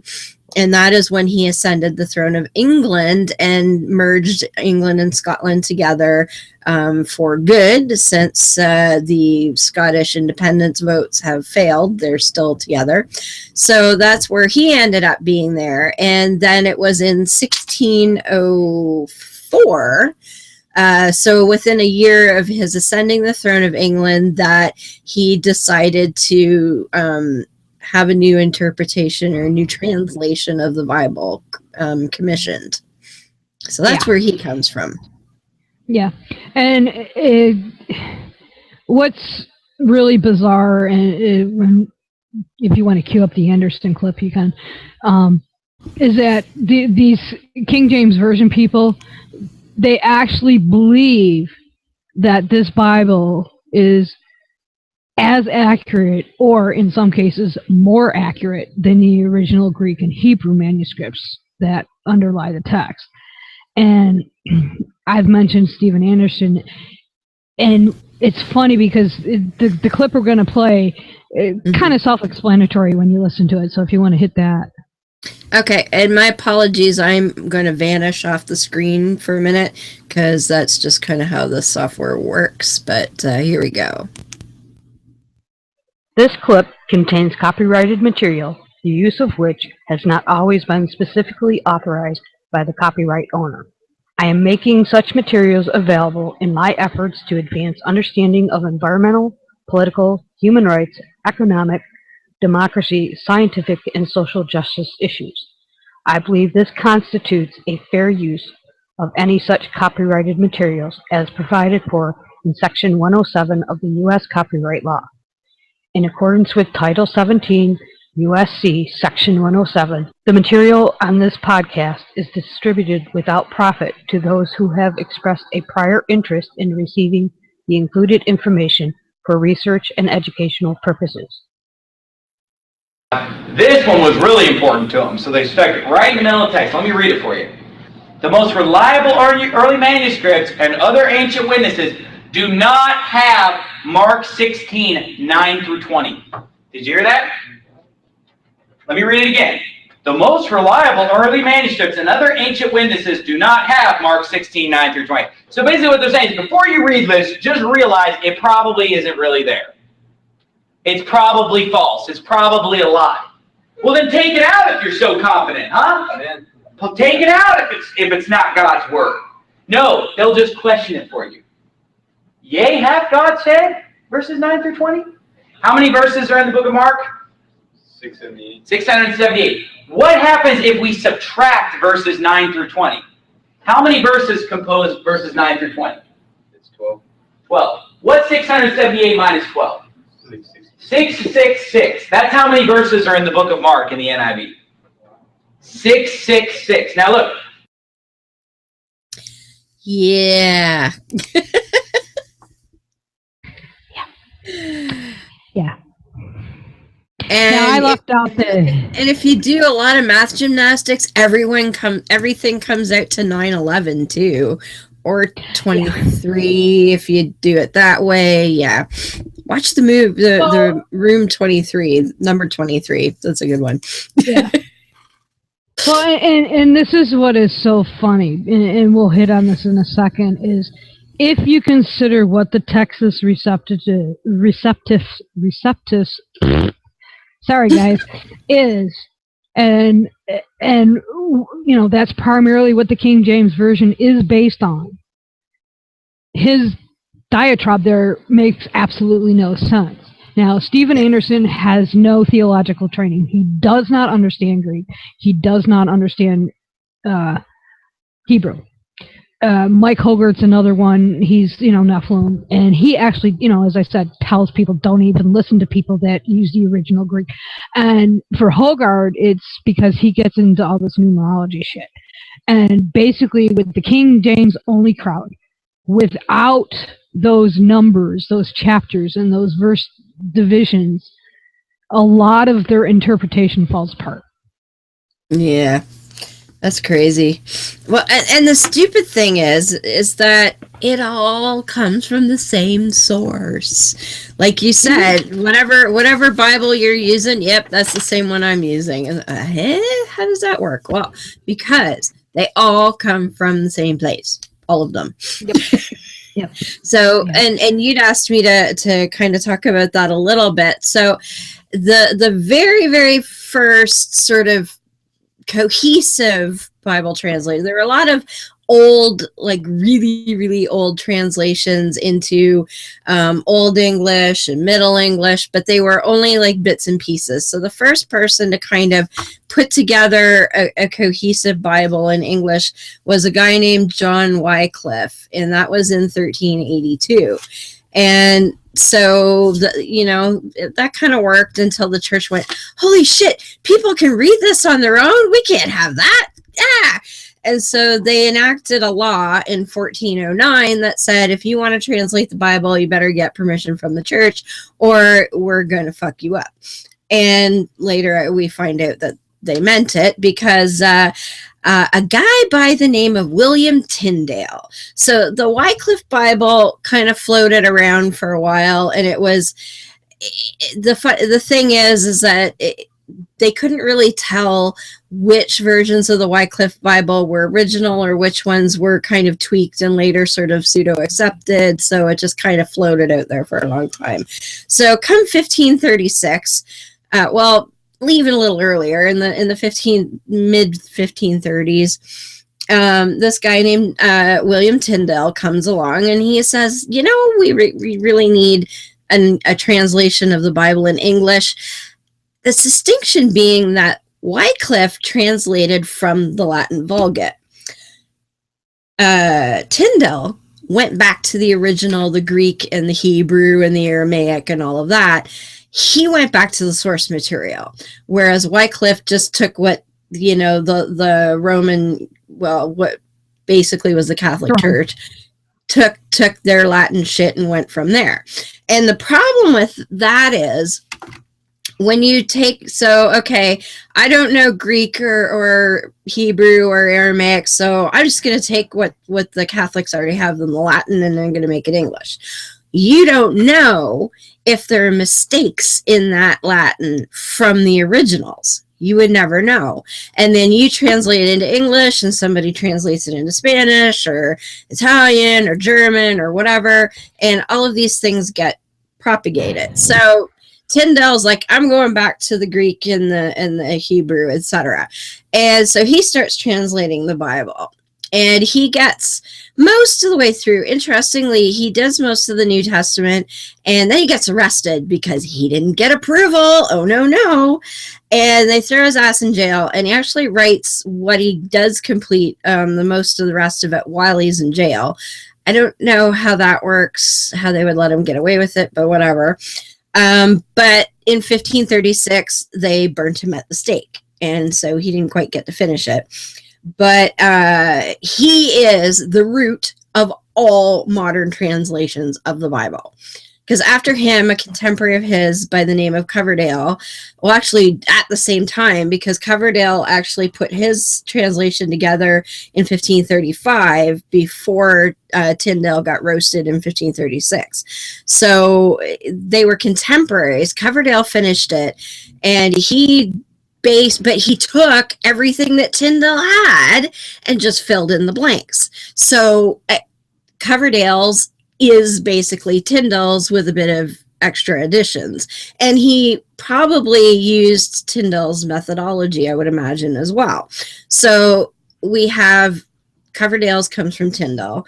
And then Coverdale, his was what they called the Great Bible, because it was this gigantic, like 3-foot long book. It's not because it was super duper great. It was because it was big fucking great. After that, so these were just dudes doing it on their own translations. Then what happened after Coverdale, because Coverdale did his, like I said, in 1535. And after that, they started thinking, well, maybe a convention of people would be a better way to do this. Because then, it's one guy. Maybe they're putting prejudices or things that they like in it. If we have a committee, then that's less likely to happen. So they started doing committees. So in 1560, which was almost 30 years after Coverdale, the Geneva Convention, not that Geneva Convention, this was a lot older, they created the Geneva Bible, and that hung around and was being used until a bunch of bishops got together and did the Bishop's Bible in 1568. So those two versions were done by committee, and they were pretty much the standard right up until our good friend King James came along. But as I've sort of laid the groundwork, all of those guys have their root from Tyndale. Coverdale took Tyndale's, finished it, and then the Geneva Convention and the Bishops' Convention, they took what was out there from Coverdale and anybody else who was trying to do translations, but it all came from Tyndale. He is the only source that anyone ever uses. So when you've got the King James and the New International and the New Reformed and this, that, like if you go to BibleGateway.com, there's like 5 billion fucking versions of the Bible in there. They all come from Tyndale. Yeah, pretty much. Yeah. So when these guys are going, only the King James Bible, it's like, it's from the same goddamn source, people. And what makes it even more convoluted and more bizarre is that the whole King James only movement really boils down to Tyndale, but it also boils down further to what's called the Textus Receptus, or the received text. And basically, the King James only people say that that's the only thing that counts. The minority text, or a name y'all might be familiar with, is the Westcott Hort translation of the New Testament primarily. And the problem with the Textus Receptive is that it relies on 4 people. Most notably, that people will recognize as Erasmus Senior. Then there's Stephanus Beza and the Eli Severs of Leiden. And basically, we get the name Textus Receptive from textum ergo habeas nunc ab omnibus receptum, or therefore you have the text now received by all. In other words, it was in their foreword, their preface, to their Greek Testament that we get the term. Mm-hmm. So basically, all Textus Receptives it's a collection of manuscripts that are interrelated. So really, you have it pretty much based on one publisher, so to speak. Yes. It's not even, and I'm not saying that it's wrong. It's not very accurate as far as the King James Version goes, but it just boils down to, that's why I think the whole idea of the committee is a little bit better. Yes. But the history of the King James Version, if you take it back to Tyndale and then take Tyndale even back further to where we get the received text, it falls apart. It absolutely does. And then what I found amusing is that King James basically gave in to commissioning this translation because the Puritans were bugging the shit out of them, that they didn't like what was out there and they wanted, a translation that suited them better. So he basically commissioned the translation to shut the Puritans up because they were being a pain in the ass. And then, and so he actually had 6 committees, the bulk of whom were at Oxford, Cambridge, and London, which makes sense. Those were the learning centers of England at the time. And there was about 47 people involved in that translation. And it happened through the Hampton Court Conference of 1604, which, as I say, within a year of his ascending the throne. I don't know what month it was, which it was probably less than a year because Elizabeth didn't die until March of 1603. So would have been, but it took them 7 years, and they finished it in 1611, which is why we often call it the 1611 King James, because in subsequent centuries it was tweaked and redone again. But even funnier is that at that period, because they wouldn't have called it the King James Version because there wasn't all those other modern versions and whatnot, they called it the Authorized Version, which is a misnomer because James never actually got authorization to do the translation. But at this point, England had separated from Rome and become the Church of England, so he really wasn't in any danger of the Pope saying, burn the king. So, I mean, it wasn't that big a deal. It's just kind of ironic that they would call it the authorized version when it actually wasn't authorized. But there have been analyses done on the text of, they've picked some random passages from the King James and done an analysis. And the verbiage in these passages are 92% the same as the Tyndale. Mm-hmm. And Tyndale goes back to the Textus Receptus. So yes. It's like, yeah, it just repeated over and over and over and over again 3,000 times plus. Yep. I won't repeat that 3,000 times. No, because we can't be here all night. But yeah. So it's yeah. Well, I think too, one thing people need to think of when it comes to, if you're dealing with a King James only, is proponent is why. And for a majority within the King James only movement, the three biggest gripes that they have, and this is in comparison to the NIV, is that, one, they changed the deity of Christ. If you look at 1 Timothy 3:16, this is a really good example. The King James uses the term God. God was manifest in the flesh. Where the NIV, he appeared in the flesh. Another example is 2 Philippians 2:6, if you want to look that up. They changed the virgin birth. The King James uses "and Joseph and his mother," where the NIV uses "the child's father." If you want to get into the whole blood sacrifice of Christ, the King James in Colossians 1:14 speaks of redemption through his blood.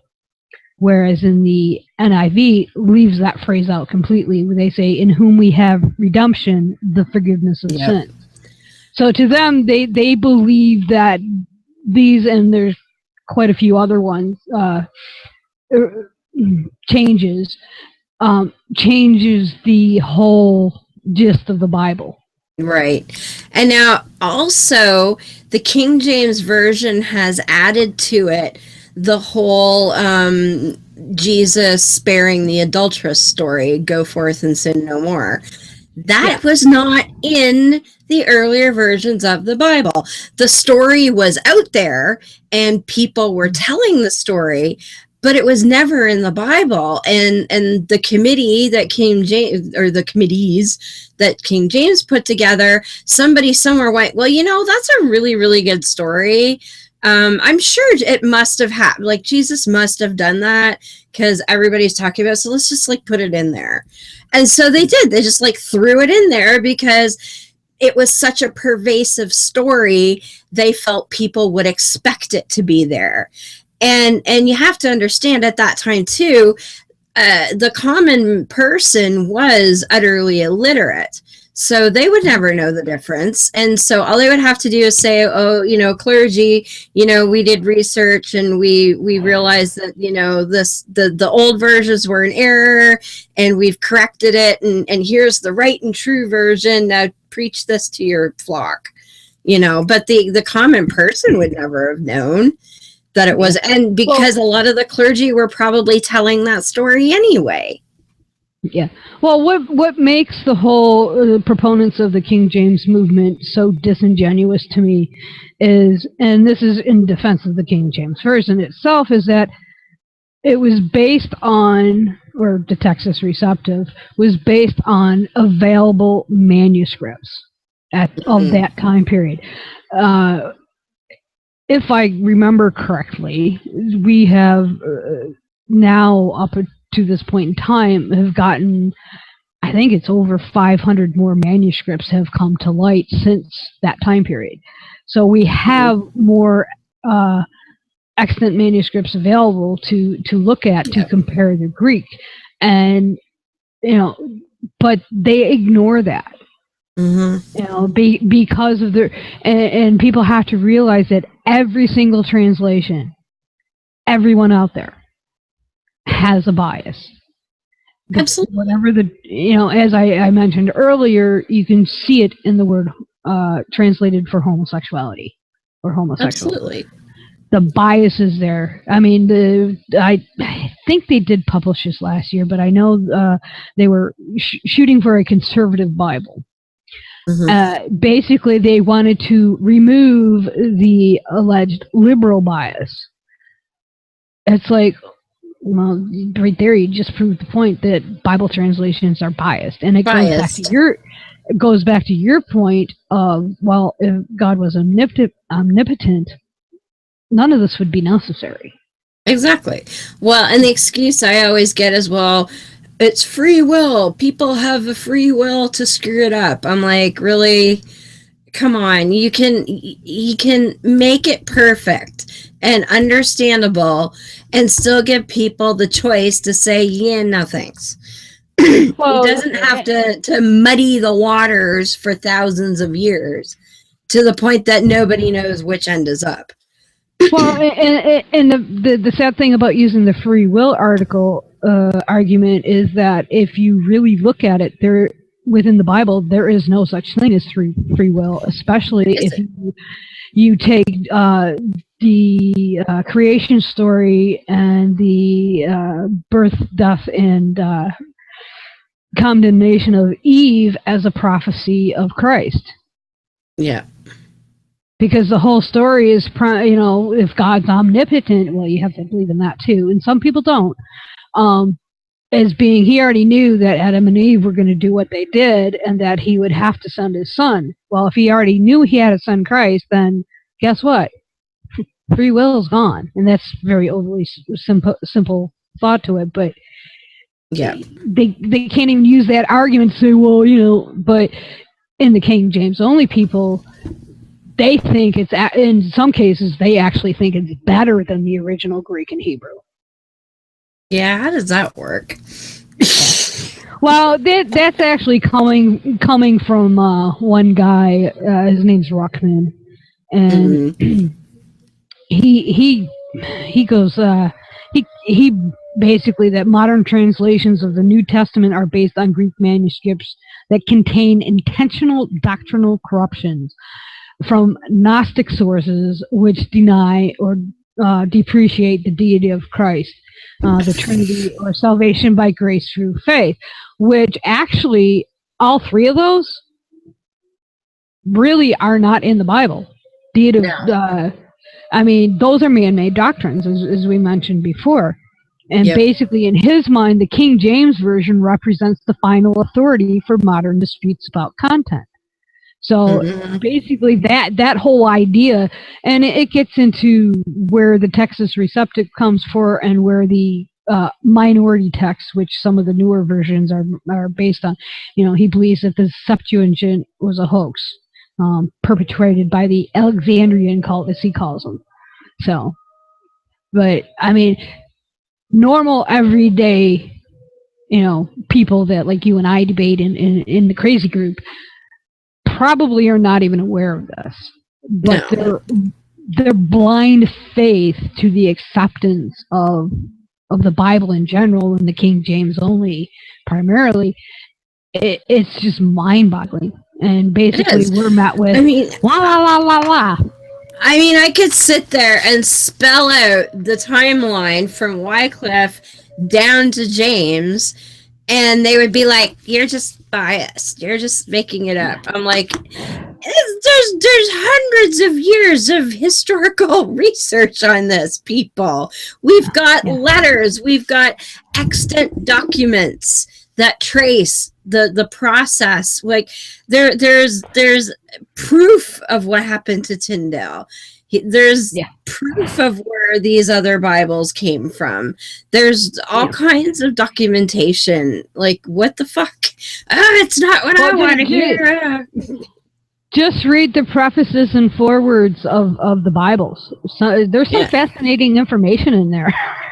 Because they lay out their, I won't say they lay out their bias, but they lay out what they are trying to do, right. with this version of the Bible. Probably say, well, what their grievances are with, exactly, translations, etc. So read your preface, man. As we always say, read more Bible. Read the preface too. Damn it. Yes, yeah, and the thing is, like, for me, like, the whole point of like what tonight is that these are two more tools. And our friend Dave Foda is very fond of saying, use the right tools in the toolbox. Whether you feel that debating the Bible is worth it or not, look into this stuff. I mean, Bart Ehrman, I have a couple grievances with him, but they're more personal than anything. Is a really good place to start. Is a good place to if you have an interest in the King James stuff, there's actually a really good lecture of his on YouTube about the history, which is what I've sourced, and he goes into a lot more detail about what was left in or what was added or what was left out and various things like that we just barely touched on. But he gives a really good accounting of not only the timeline, but what got changed and probably why. So I recommend that for sure. Oh, and one word of caution, the Council of Nicaea is not what you think it is. Yeah. And that's the thing. Like I said, don't be afraid to go out and read, what Anderson spouts, or listen to it if you can stomach it. And trust me, you'll need a lot of antacids. And okay, I just watched Alex fucking Jones last week. Forget you. And thank you. Now, whenever I go to my YouTube homepage, I get fucking recommended Alex Jones shit all the time now. Thank you. But I mean, Bart Ehrman is a good place to start. Yes. Richard Carrier is another one. Aaron Ra has some good stuff out there. Use them as starting points, but don't be afraid to go deeper, because you're going to find some things that, and I mean, Bart as an example, I don't think he goes far enough. Yeah. Now, whether there's a, quote, conspiracy because he's an academic, come say, come saw. But he's also not an atheist, so there's that. Yeah, and there's that. I mean, Carrier is another one. He has an agenda behind what he spouts. We all do. I do. I know I do. I'm probably one of the most biased people out there. I hate the Bible. I hate religion. So I'm going to do everything I possibly can to destroy it. Yep. Not a person, but, the religion. The idea. Yeah. The idea. Discredit. Yeah. And you can use, as I said, hermeneutics is not just for the Bible. It can be used for any text. You can use it on Hesiod's theogony. You can use it on the works of Homer. You can use it on, and it actually had its roots in Shakespeare. Yeah. Probably because the people trying to say that Shakespeare never existed or that Sir Francis Bacon wrote it or whatever. Yeah, that one kind of boggles my mind. I need to look into that one of these days. Yeah, I know, eh? Well, we should probably call it a night. We're a bit over, but it's important stuff. And like I said, if you're not into challenging the Bible, it's totally understandable. There's lots of other things that need attention out there, but we think, because when it boils down to, people still believe it and people still use it as a weapon against other people. And that's where we have our beef with it, and that's why we spend time debunking it wherever we can. Like the theist the other night that was like, well, what are you wasting all your time if you don't believe it? Because people like you like to harm other people by, not literally, but by bashing people over the head with that shit. And we want to do what we can to stop it, because that's just not acceptable. I mean, look at like that fuckwad Moore down in Alabama. You know damn well he thinks he's got a Bible in his pocket that tells him what he's doing is okay, right? What makes the theocrats so dangerous is that to them it actually has nothing to do with the Bible either. Mm-hmm. It comes down to one thing and one thing over, and that's power. Yeah. To them, the Bible is just a tool to get to that power. Absolutely. Absolutely. And it's been exploited by clergy after clergy after clergy, and the Catholics made it into a science, let me tell you.